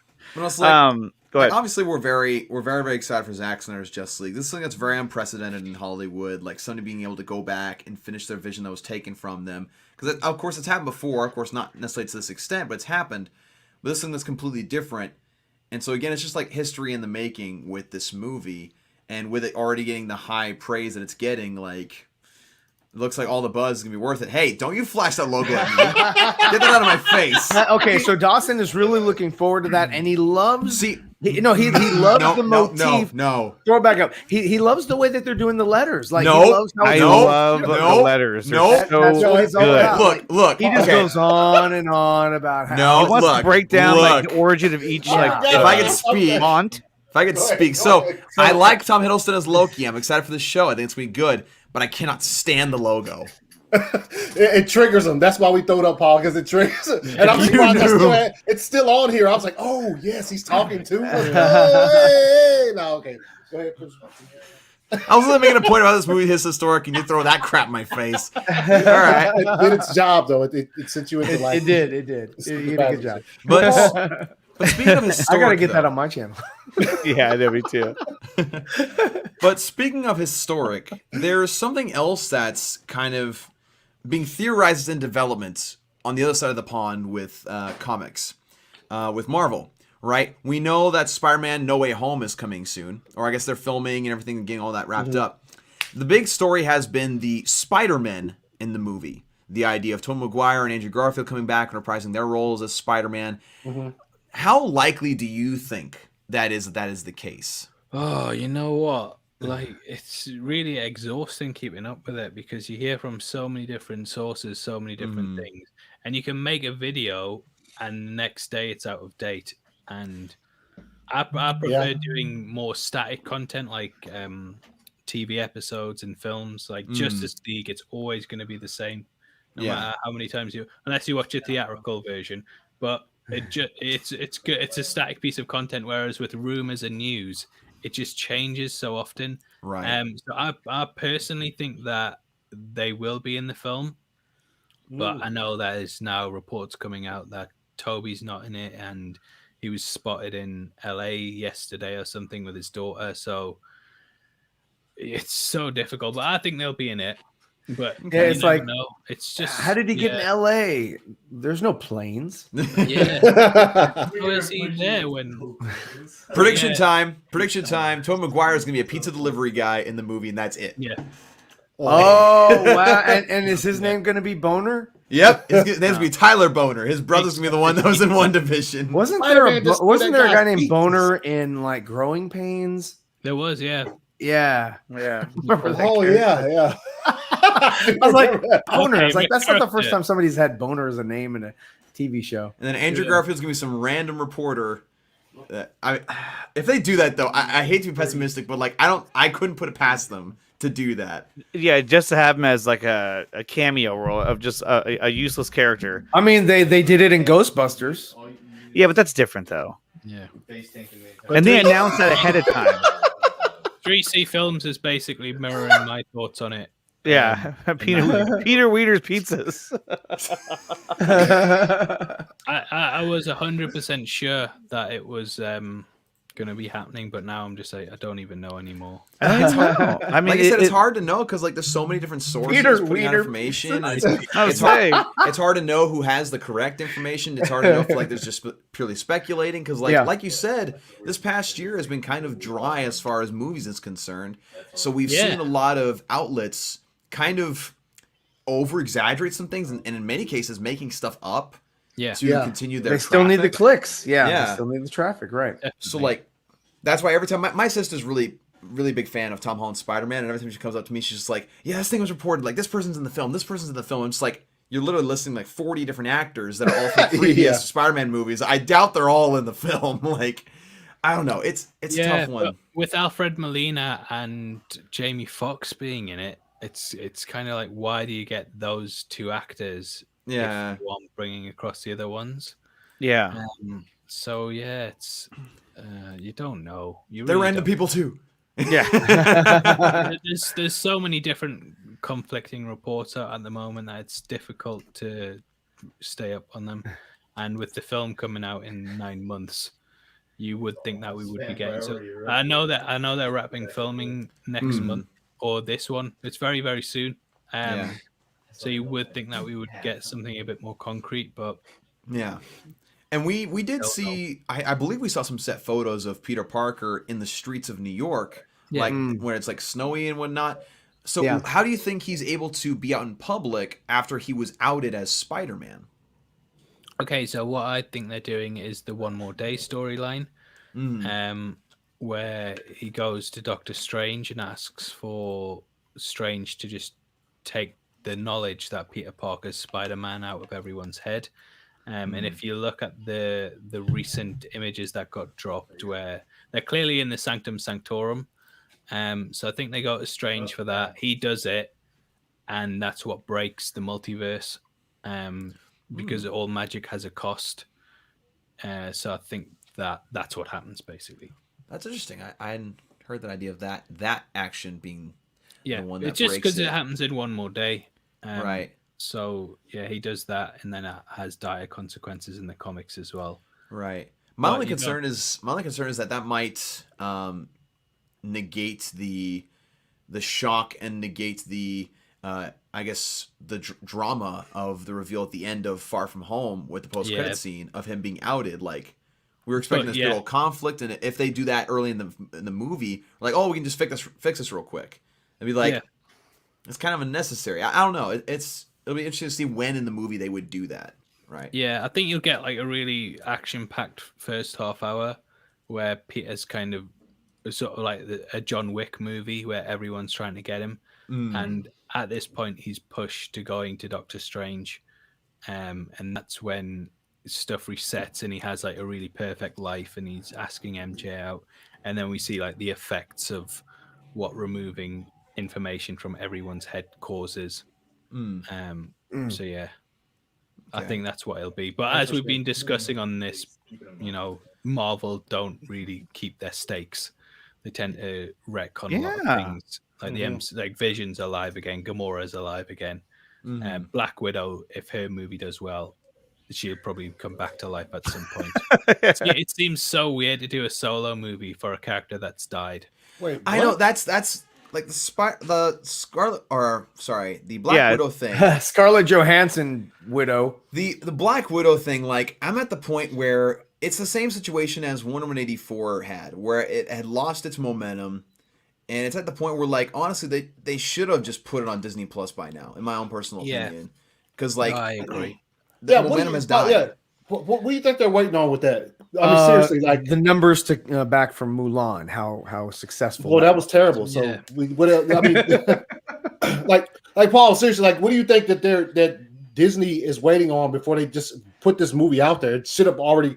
They're the one they just put out last weekend, which I think they said kind of underwhelmed. But like, what do you think? What? Why haven't they released Black Widow? I think why they're underwhelming is because they're charging so much for these films. It's price tags so high for those kind of movies. I mean, if you charge $10, I can see more people actually them making more money because more people are willing to pay that. Yeah. Whereas $30 is just so expensive. And also, like, not to cut you off, Blu-ray. You can get a Blu-ray of a movie that you like. And not to cut you guys off, but when you consider that there's going to be a 4-hour blockbuster that comes out next week that I can watch as many times as I want for $15 a month, like, it's hard to when you see that happen. Okay, they threw all this money, finished Zack Snyder's Justice League. You get to watch it as many times as you want for your monthly subscription fee. But then you got an animated film that's probably an hour and 10 minutes, 20 minutes, telling you, "Oh, pay me $30 and y'all can watch this." Are you talking about Raya? Yes. Exactly. And it's gonna be free in a couple of months as well because exactly they did the same thing with Mulan. Yeah, it's free now. So you just think, oh well, I'll wait. I've waited a year for movies, so I'll just at that point. There's no point in having the price tag unless you like. What they could do is like have high prices and then take. Whoa, man! Sorry, is everybody man? Well, I know I was talking, but like, no. He was lulling everyone to sleep. We were like, "Oh, okay, Dawson, continue." But essentially, like, you could have them pay $30 at the beginning, then take it off of Disney Plus, and then sell a physical and Blu-ray and everything, and then like maybe 6 months later, or maybe even a year later, put it back on Disney Plus. You know, you can do it that way, and then you'd make more money with the Disney Plus releases. But if you just keep it on and have it free, then take it off again. And put it in the Disney vault. And the weird thing is that Black Widow getting delayed seems to be pushing back all the other movies as well, which I don't understand. they all kind of they have to they're in continuity chronologically, so they have to hit here. But Black Widow isn't Black Widow isn't because it's happening after Civil War. So right, but it might have something at the end. True. That links that they need. Yeah. To me, it's just like you can release this movie in 10 years, and with it being set after Civil War, it doesn't matter too much. Just take the post-credit scene out, and then the rest of the movie. Just put the post-credit scene at the end of WandaVision or something. If that's all you're waiting on is just a minute-long scene, you can just add it to something else. And I have to say, like with WandaVision, WandaVision played a very cruel game where like the first 3 episodes didn't have a post-credit scene. Then all of a sudden it just randomly had one, and then it didn't, then it had one. It's just like don't make me sit here for 12 minutes through your freaking These credits to see if you had nothing there. 25-minute credit. Longer than the intro of this show. Oh, I was able to fast forward. Credits. Yeah. Well, I was very lucky that because I was in the middle of doing my breakdown, and then get rid of Ryan. I was going back to check if something was in the episode. And my mouse kind of hovered over the timeline, and then I saw that there was a post-credit scene. And I was like, "Oh crap! I nearly missed that. I would have got so much heat." Yeah, because I think I missed the first one at first. I watched the episode, then I clicked. I was like, "Okay, there's no post-credit scene. There isn't one in the show," and because I thought they were like breaking the norm, which I was like, "Okay, this is interesting. They're just putting everything in there, no post-credit thing, whatever." But then later on, my wife came up to me, she was like, "Did you see the post-credit scene?" I was like, "What? They had one?" Yeah. It's like, why? Why now? And this is not the first time it's happened to Dawson, actually. We watched The Mandalorian, the finale. And the next day, I called Dawson. I'm like, hey, did you watch Mandalorian? He's like, yeah, it was awesome. I'm like, I know, dude. I'm like, dude, the end credit scene was crazy with Boba Fett. And he was like, what are you talking about? I was like, the end credit scene. Again, an example of Andre spoiling things for people. Yeah. I mean, come on. It was almost as cool as Luke Skywalker. Andre needs to call his channel Very Light Spoilers. No way. Dude, this is like talking about the Inception story. It's been out forever. Everybody knows this already. Yeah. So I was gonna try to get this for a later time because we were talking about it just a little bit with Spider-Man and stuff, but then I just noticed, what the fuck is Fatal J doing right here? He stole that guy's pizza.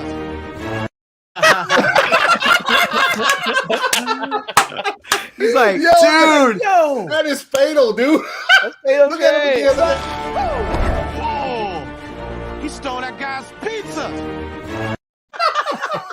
Amazing. That is so Fatal J. Yeah. You don't even have to do a face swap for that. It's him. No. Yeah. Hey, you just gotta take a still of that, Ryan, and be like, it's Fatal J. Dude, when I pulled it up on my other screen, I was like, wait a minute, that looks I'm clipping this right now because it looks like Fatal. Oh man, you pulled a me. Good job. That was very good. That was very good. Well done. Yeah, you dethroned Dawson. So you did. I'm usually the guy who clips things really fast on the show, but it's like they all know because they know Fatal. They're just like, yo, that is Fatal. Oh my gosh. Fatal, how much did they pay you for that to jump in there and do that? Yeah, for real? That's that Fatal cameo. They didn't. They just gave him some pizza. He's like, all right, yeah. He's like, all right, yeah. By the way, get my Ninja Blast. Yeah, my Ninja Blast comic book. So, Paul, one last thing I want to ask you was, because you're full time and this is your career at this point, do you have any kind of, let's say, like anxiety of leaving the house in case something does happen online that you gotta make a video? All the time. Yeah, you go out somewhere. Luckily, we've been in lockdown. Luckily, he's in the loo. The weird thing is, right? We're at dinner. He's like, oh. I'm not saying the world revolves around. Whoa, I'm not saying the world revolves around me, but at the start of just before lockdown happened, I said to my wife, I was like, oh, I've just started doing this full time. I would just love a year, just no holidays, no breaks, just focusing on the channel completely. And I got it, and it was terrible. But yeah, you can be outside and a big announcement will hit, and it'll just be a nightmare. Like last year, I was getting laser eye surgery, and the day I can't see right now. The day before, I was. Did you see that trailer? My eyes are scratchy. Yeah.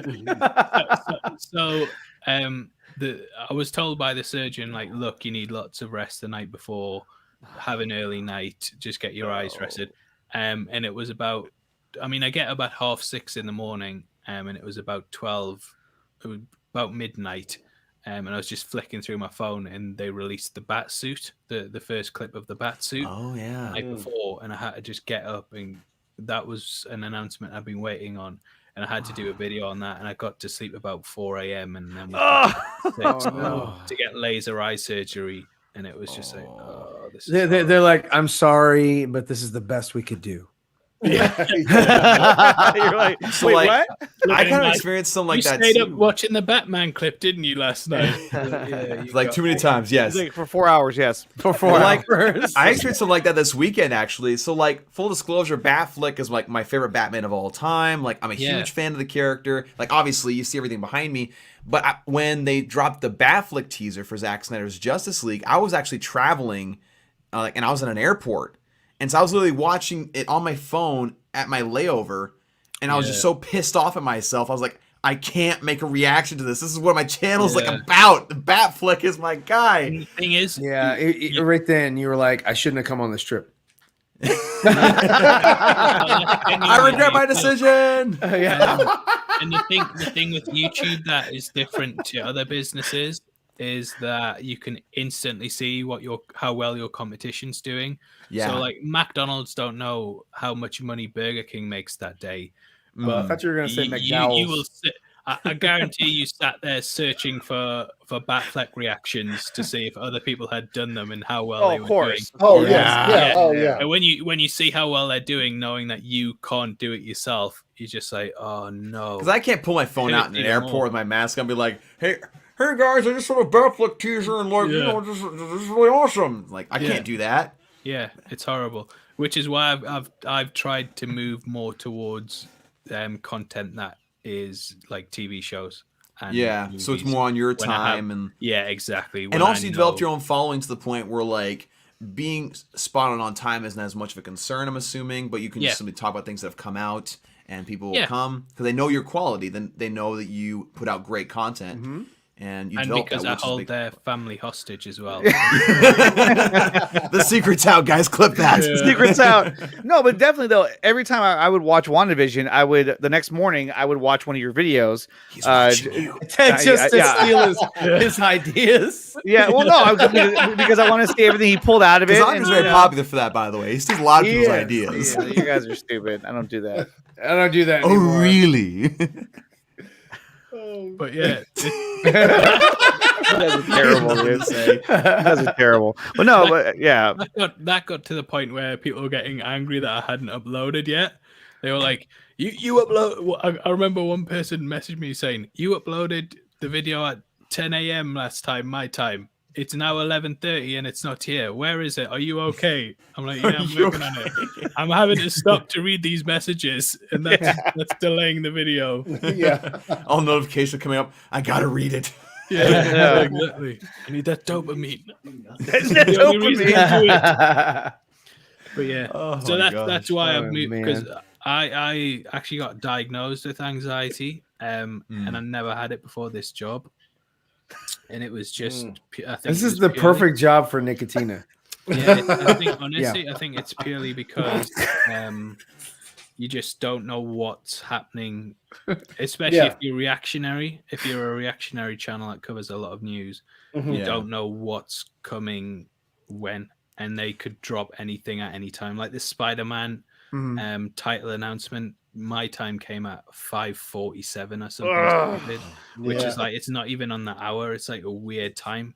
And so I've recognized that in myself, and that's why I've moved towards more things where I know exactly when it's out. I've started setting time aside for being able to prepare in advance, because it just takes it out you so much, constantly waiting on this little drip feed from Hollywood. And there can be some times like where you finish a video and the second that you finish it, they make another announcement. And you've got to just jump back on it. So trying to move away from doing videos like that, I think helps. Yeah, no, I feel like because like even before I started YouTube, I was diagnosed with a little bit of anxiety. So like I made a great decision coming into YouTube, but no, I feel like because you constantly, like you said before, you constantly look at other videos and what you can do and maybe what are you not doing so well, if maybe you're not doing as well as you think you should, you know? You always have that comparative mindset.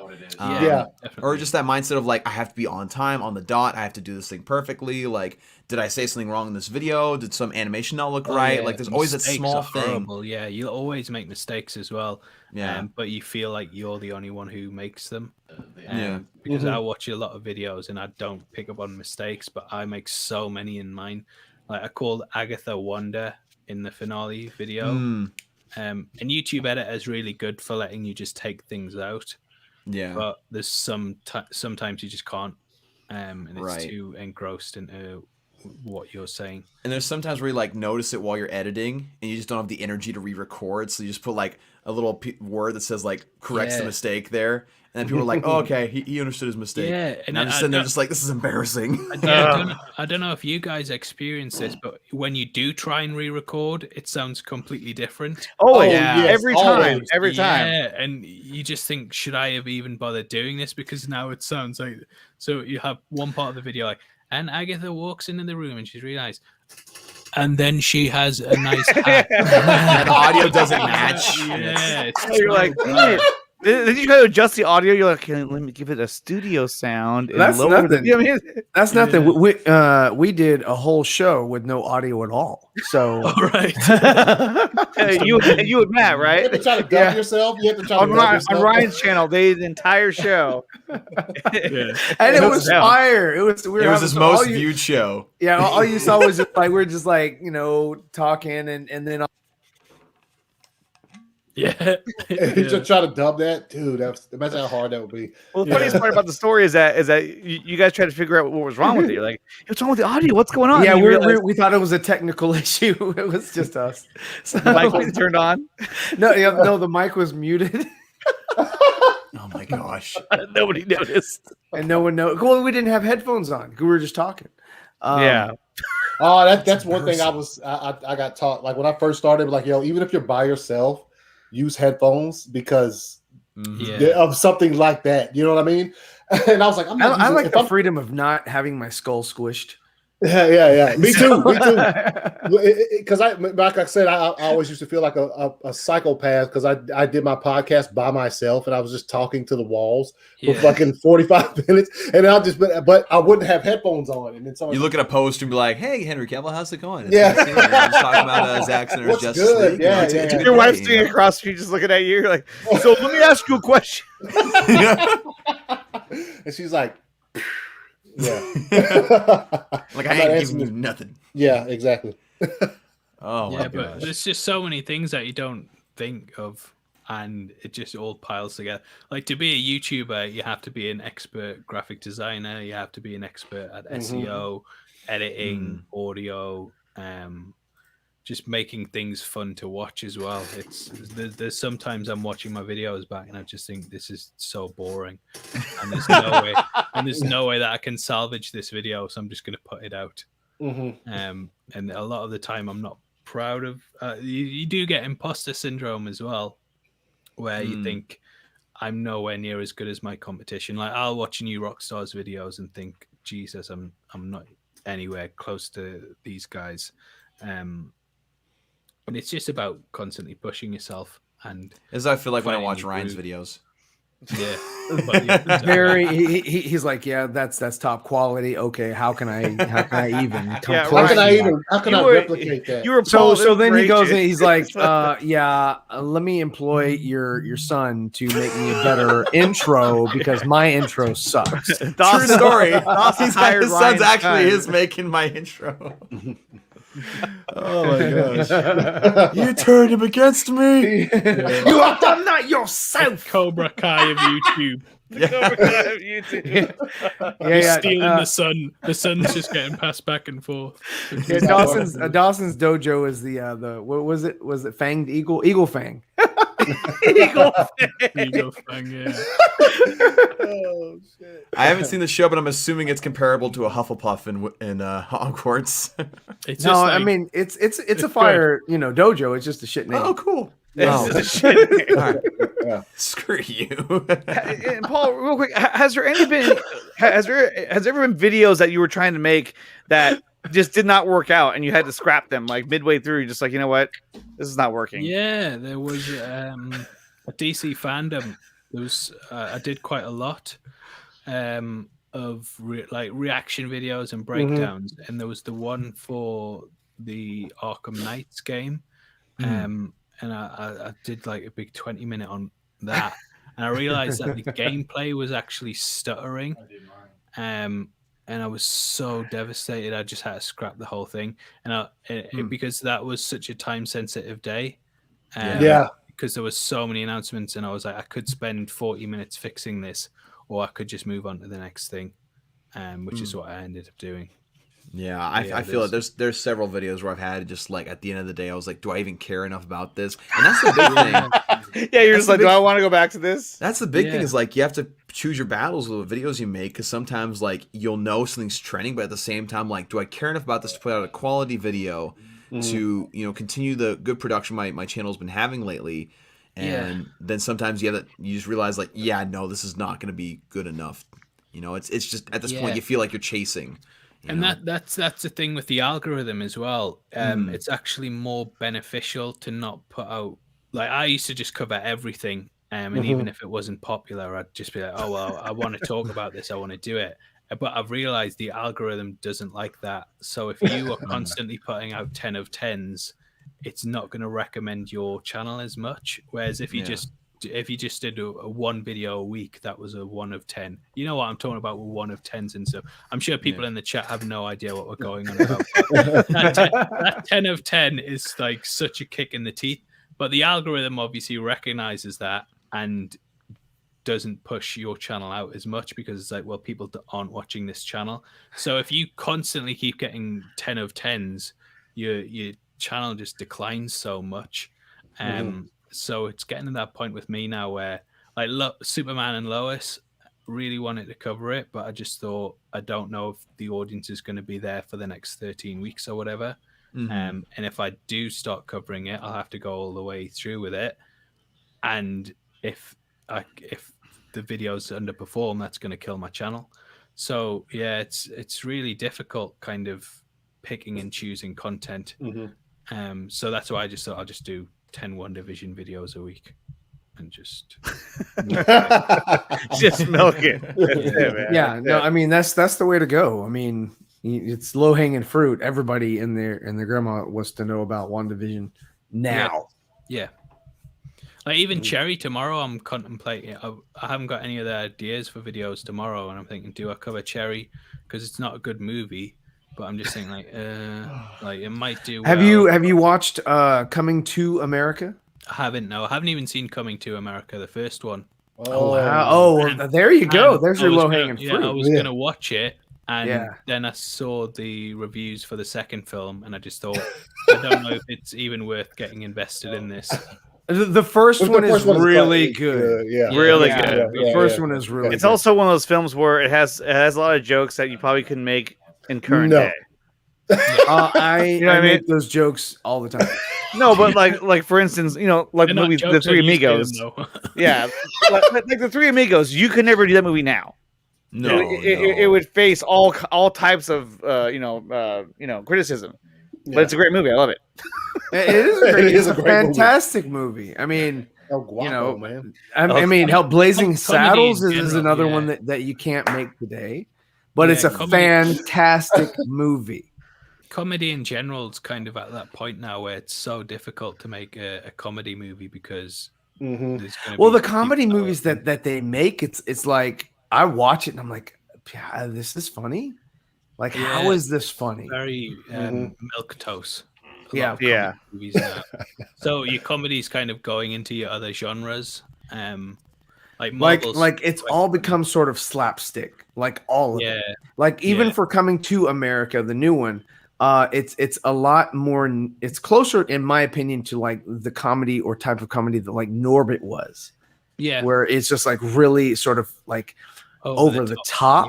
Yeah, over the top. And Coming to America, I mean, the first one, there was a lot of subtleties, and that's what really that's where it really gets you, is like with like very intelligent comedy. Yeah, that's where stuff ages really well. Where Yes, you can exactly. watch it as a kid and find it hilarious, and then go back and watch it as an adult, and it's still really, really good. Yeah, like the first Ghostbusters was. I mean, it had a lot of intelligent comedy in there. It was a good movie, but they when they remade it and they did 2016, it sucked. No, the original one's far and away the best. They one. approached it like a comedy, where as the first one are still standing. yeah. Well, the first one was more of like a horror, but like with comedians in it. Yeah. And that's what made it really fun, because they bounced off each other, and there was a lot of very intellectual comedy in there, that like very subtle intellectual comedy that you wouldn't pick up on like as a kid. You watch it as an adult, the three, taking out another mortgage and how they were, orchestrating how much money to charge the hotel, on the spot. That's just great. It's fantastic. No, definitely, I agree. But I'm gonna give Coming to America a miss. I'll watch the first one though. Yeah. Yeah. No, it's definitely worth it. Like, okay, have you seen another one of that? Roughly in that time, it's Trading Places with Dan Aykroyd. It's on the same level as Trading Places. Really good film. Yeah. When they're outside cleaning the windows, and the boyfriend, and she's like, "Hey, Akeem, hello." And his boyfriend, and the girl's boyfriend has a milkshake. She's like, "Hey, man, take care of this for me." It's just all over him. Hello, rude. Take this. Yeah. Thank you for spoiling. See, that's what Andre does. He spoils a fucking movie. It's not even a spoiler. It's a funny scene. It is, but you spoiled it. Now he's gonna see you like, oh yeah, I saw it. Yeah, that was funny. We need that scene from SpongeBob where he's like, soiled it. We got to put a P in there for spoiled. For Andre. That's it. I'm doing it. It's happening. I'm gonna go. Yeah. Be gone with him. Yeah. So let's see. I'm gonna throw this shit on here real quick, just because Andre was talking about it, how he just now tweeted out. Is it showing on there? Probably not. Let's see. Here we go. So there is. Anthony, figure out. Oh yeah. Hey. Oh snap! So you're invited to the official red carpet event of Zack Snyder's Justice League, March 17th, 8 p.m. Yes. Watch the event live on the official Snyder Cut Facebook, Twitter, or the HBO Max and DC Comics YouTube channels. And here you have Zack on the red carpet with you see our favorite Justice you League. just made it smaller. Yeah. Click. It's like smaller. Hey, Paul, you got an invitation to the red carpet? Hold up. There's a discussion we've been having in the past few weeks about the advertisements, the merchandising. Where the fuck is Aquaman? Yeah, where is he? Yeah. Where is Aquaman? Yeah. Probably, but why isn't he in the shot? Dude, it's so weird, man. It's weird. It's weird. Obviously, like they want to Jason surprise people with him. Jason is a really good friend of Zack. Oh no! No, I'm not trying to say there's anything grimy going on. I'm trying to say like there's something in the works. No merchandise. No. You think it has something to do with Aquaman 2? Maybe. I don't know. Teaser was basically something. We've already seen all of that. So like, yeah. I think that they have to tread lightly because they know that this movie when it comes to Aquaman, it's going to contradict what you saw in the Aquaman movie in the sense that might be why they can't showcase him too much, and that's why in the trailer we saw everything that we saw in the trailer we've already seen before. Yeah. So it's not going to ruin things for people who don't want to watch. I will say, again, we talked about the people that had posted that had seen the movie and they talked about how they felt about it. There was some of them that said, yeah, it can line up with Aquaman, like something like Birds of Prey, not so much.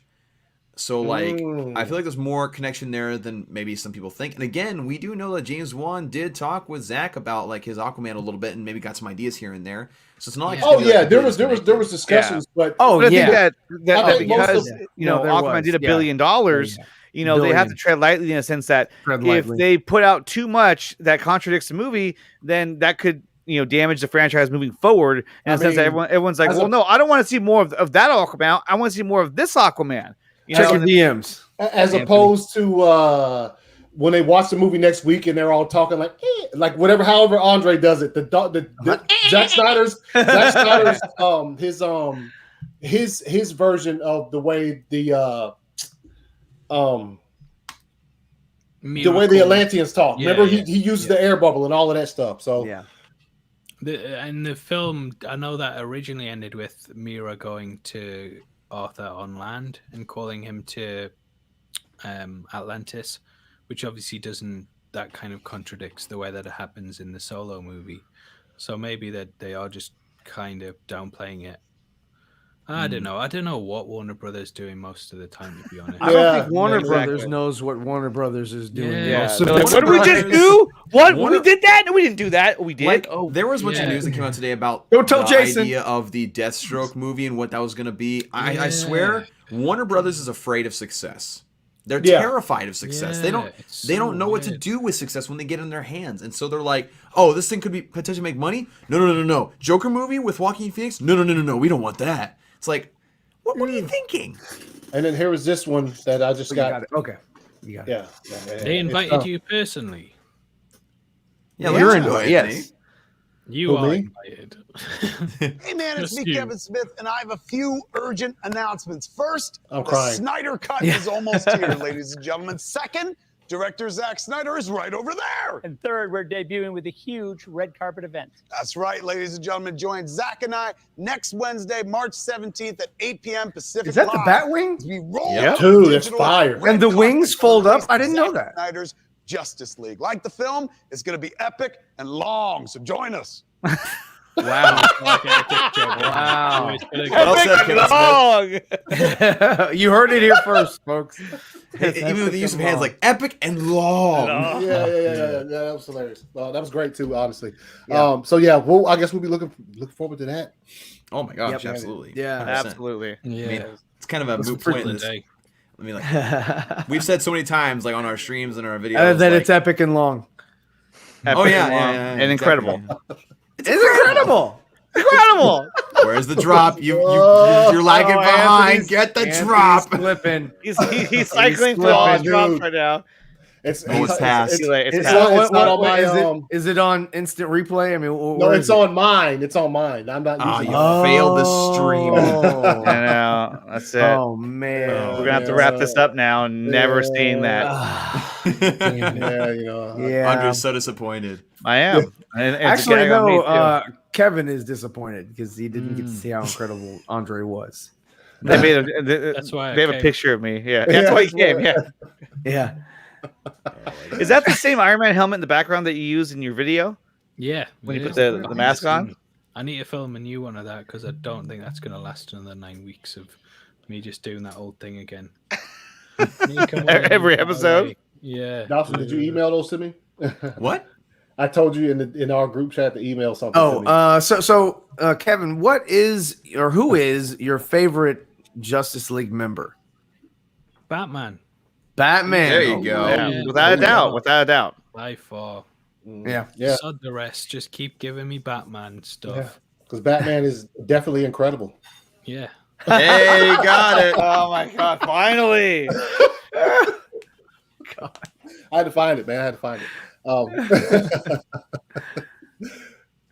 Varsity fail. Yeah, I thought you were. Yeah. Varsity. Thank you for coming back and saying that. I said that to you, fail. Anthony. Yeah. Hashtag fail. Oh, okay. Sorry. This is what happens when Anthony's at the helm. Hold on. Don't try to take control of my stream, dude. You know what I'm saying? I got this. All right. You know. Off the wheel. So yeah, let me download. Oh my gosh. Okay. But yeah, no, I agree. Batman is my favorite as well. I mean, obviously. Although I did have an awesome chance. I don't know if you've ever had a chance. I guess to watch this trailer while you're in an airport. No. But I know a lot of people have seen it. But like, I actually had the chance to go to the Superman Museum in Metropolis, Illinois this past week. Which, if you ever get the chance, dude, I highly recommend it. Like, but have you been to Gotham? I mean, oh no. I mean, you're a Batman fan. You should go. You have to go to Gotham. Isn't that like over in gosh, what country is that in? America? No, I'm pretty sure there's one in like Turkey, isn't there? Isn't there like a Gotham in like Turkey or something? Turkish Airlines. There you go. Yeah. Turkish Airlines. Yeah. There you go, Dawson. Good call. Yeah, good. Thanks. He speaks Farsi. Airlines were advertising. Okay, that's it. We're done. When Turkish Airlines were advertising, my wife actually tried to like see if she could book a trip to Gotham for my birthday, and it was just like, you're an idiot.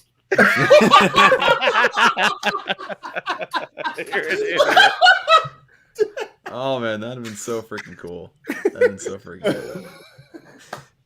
At least you tried, man. At least you tried making it nice. I tried making it she nice. knows what makes you happy. He's like, I said it with the Iron Man mask on though. Yeah. So that makes it better. Okay. She's like, you're so funny. Oh man. All right, so we're approaching the DC's all laughing. We're approaching the 2-hour mark. We are. It's so funny how to call that shit was hilarious, dude. You were just like, she tried to book me a trip to Gotham. So far, who is your favorite Batman? Affleck, yeah, I would say Affleck. Oh yeah, easily, yeah, I probably would. I was someone who didn't think that he'd be good. Beforehand, I don't think. So you're excited that he came back to do additional photography. And you're also excited that he's going to be in the Flash movie as Batman. Ryan's reading your mind. Yes. Yeah, and you are going to donate your subscribers to the Zeeverfett channel. Not even the 400 channel, just his own channel. Yeah, he's got to go. Is that how he got to 2 million? That's how he got 2 million. Very much just plugging himself everywhere. Yes, please. Yes, support. Please. What? You can't say please? That's you sound like you're begging at that point. No, I'm not begging. Begging be like alms. Anything to give? What do you have? I take major credit cards. Cash App. Yeah, I should do a Cash App. No, I should do a Cash App. Anyway. So we're at the 2-hour mark, and so you mentioned earlier about they always introduce a 30-something Robin. Yeah. So are you excited to see Robin in the continuation of the Batfleck? Getting killed. Getting killed. Yeah, getting killed. Yeah, I think that would be good. I think they should use a kid as well because that would be more impactful. Yes, right. Yes, you're all right with that. So I hope that we get more Batfleck stuff. To be honest. Yeah. Yeah, and a lot of people were anticipating a announcement of like the Batfleck HBO Max series, which we've heard a lot about. At some point, because like again, we heard about Wonder Woman 84 like greenlighting a sequel. Or I guess essentially getting a sequel greenlit just a couple days after it was put on HBO Max and in theaters. Yeah. And let's be honest, there's more people excited to watch Zack Snyder's Justice League than that one. Yeah. So if that one got the numbers necessary to get a sequel, then Zack Snyder's Justice League should be should be much more successful with that, and it should be getting announced at least at the same time, maybe even sooner. Yeah. Right? Yeah. That at least makes sense to me. Yeah, definitely. It just depends what they want to do with the universe because it's so broken at this point that you just don't know what's happening with DC at all. They seem to be just going back and fixing their old movies instead of. I think that's what they're kind of doing because they're going to go back and give us an Ayer cut. Yeah, they're I think that'll probably be the next announcement. To be honest, I think. Yeah. The Snyder cut does well. I think we'll get an Ayer cut. And then he's gone back and made some modifications to BVS. And he's going to do the same thing with Man of Steel to give you that same aspect ratio in some of the parts of that movie. I don't know if it's the whole movie. But yeah, I mean, and then I think, narratively going forward, I think they're going to try to work on some synergy. But then also like the solo films are just going to go off and branch off and do their own thing and not really they're not really hindered or attached too much to the Zack Snyder, universe, narrative.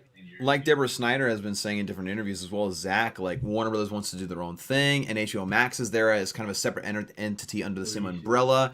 So, like, again, they've been pitching this whole multiverse thing for the past several months, like almost a year, basically, where they say like we can have different versions of the same character. And so that way you can have, again, the Snyderverse and HBO Max with Zack Snyder's Justice League 1, 2, and 3, Batfleck series, possibly a Henry Cavill Superman series or movie, and Warner Brothers just does their own thing. And I personally am starting to think that the Flash movie is going to be the bridge to that and show us like, okay, yeah, this Batman right here, this Batfleck guy, he's going to be an HBO Max. And if they decide to move forward with anything with Michael Keaton, which I'm kind of doubtful just because, there's different things going into that, they could do that with Warner Brothers or whatever the case may be. Like, there can be that separation there, Yeah. And I my biggest worry is that the same thing happens with Justice League 2 is what happened with the first Justice League, in that they hired Zack to do something and then end up just derailing it. Mm-hmm. Like, I don't know if they'll make another 4-hour film for Justice League. I think the next film they'd say it has to be 2 hours. Well, I mean, if HBO Max is in charge of that, I think they'll know better. They'll see like, okay, Warner Bros. Did the last time. Do you think they'd just make a movie solely for streaming though? Because I think they'd want it to play in theaters as well. Right, they'd want to have a theatrical run, but at the same time, well, like they're going to show this in theaters. He will be able to showcase it in IMAX screens. Yeah. So I mean, it will get it will see the light of day outside the your theater or your theater room. So yeah, I mean, I think to be honest, I think Warner Brothers Pictures is not going to be the house or the resting place for the Snyderverse. No, I don't think so either. Yeah, he's had too much of a fight. It's too much of an uphill battle. And he'd be insane to say, I think they learned their lesson. I'll go ahead and go back and do the unless all of those people unless they really clean house, which they haven't. If they really clean house, I could see that. If not, he's sticking with HBO Max. Yeah, and he's sticking with the people who got the 70 million plus together and are going forward, and let him do his thing. Yeah. Exactly. Let him advertise the way he wanted to, because I mean this is all of these teasers and all of this stuff. The way it's released has Zack Snyder written all over it. Yeah, because that's how he was doing it before the movie even got announced. When he would drop these little things, the little storyboard with Martian Manhunter and all of that kind of stuff. Like that's how he would drop it. Is the same way this stuff is dropping. So, yeah, absolutely, agreed. So this is the 2-hour mark. This is usually where we start to close things up. Yeah. But Anthony, you have something for us that Andre can announce for us? Yeah. So next week, obviously, the next episode of Four Nerds is going to fall on March 18th. And what happens on March 18th is Zack Snyder's Justice League. Yeah. Yeah, so guys, definitely tune into the show next week at 7:30 p.m. Eastern Time. We're going to be talking about hopefully a spoiler-free, as much as we can, episode of Zack Snyder's Justice League, because that'll be on the 18th, and that'll be a way of celebrating the accomplishment that we're celebrating, which is the release of Zack Snyder's Justice League. So looking forward to that, and we'll see who else drops in to give their take on the movie as well. And by the way, that was actual height of the Justice League and the Four Nerds. So yeah, that's how much bigger they are. No, all right. So I tower over y'all. I tower over y'all. Okay. He does. And then the next week after that. Yes, and then next week after that, we have. Go ahead. No, go ahead. This is you. No, say the week. After we have Sam Benjamin. Sam Benjamin will be on the show. Oh my gosh. Go ahead, Nickatina. We already said it, man. Or some like to call him Samuel Benjamin, who is in the Zack Snyder Justice League, and he'll be on the show, and it's going to be a live show, and he's hyped for it. So yeah, we're excited to be able to pick his brain about working with Zack, at least for the limited time that he got to do so. I mean, anybody who works with Zack, we can get a chance to talk to him. I mean, it's always a great opportunity, and he's a great guy. You know, we saw an interview a couple weeks ago with Lycast Podcast, and again, just a great guy to talk to. So we're very, very excited for that, and it's gonna be awesome. All right, Paul. Thank you so much for being here. This was so much fun to have you on the show. Much love. Of course, man. Of course. If there's anybody out there that possibly doesn't know where to find you, just heavy spoilers. Just type heavy spoilers. Heavy spoilers, and I'll find you there. And not definition with 2 F's. As for the rest of us on the panel, you can just see right here. Obviously. You can just read it yourself. Obviously, you need to change one because my Twitter got suspended a couple weeks ago, and I had to change my app. So whoever does this, all right, so you can find this time. I tweeted out a little clip from BBS, and they hit me up hard for it. So, but anyway, Dawson, Dirty in Many Ways. You can find him at Nimwa32. Nimwa. At Zeeverfett, you can find him at Zeeverfett everywhere at ACS Universe. Now, the Twitter is at 2279ACS_. And the Nickatina Show. Who cares? That's right, baby. Who cares? No, you can find him at Nickatina. Only the true show. fans. Yeah. So, like I said, Paul, we appreciate you coming by. This has been it's been a great conversation, man. You're very insightful, dude, and I will never forget you saying that she tried to book you a flight to Gotham when you were like, of all the things he said, that's the one that stands out. No, dude, that was the funniest. Your wife stole the show. No, his wife really tried to book him a flight to Gotham. I've never actually been there before. That is true love right there. And Paul was like this. Paul was like, no! They ask you how you are. All right, you guys. Thank you guys for watching. We'll see you next week. And what a week we have coming up for us. Yeah. We appreciate you being here. And for nerds.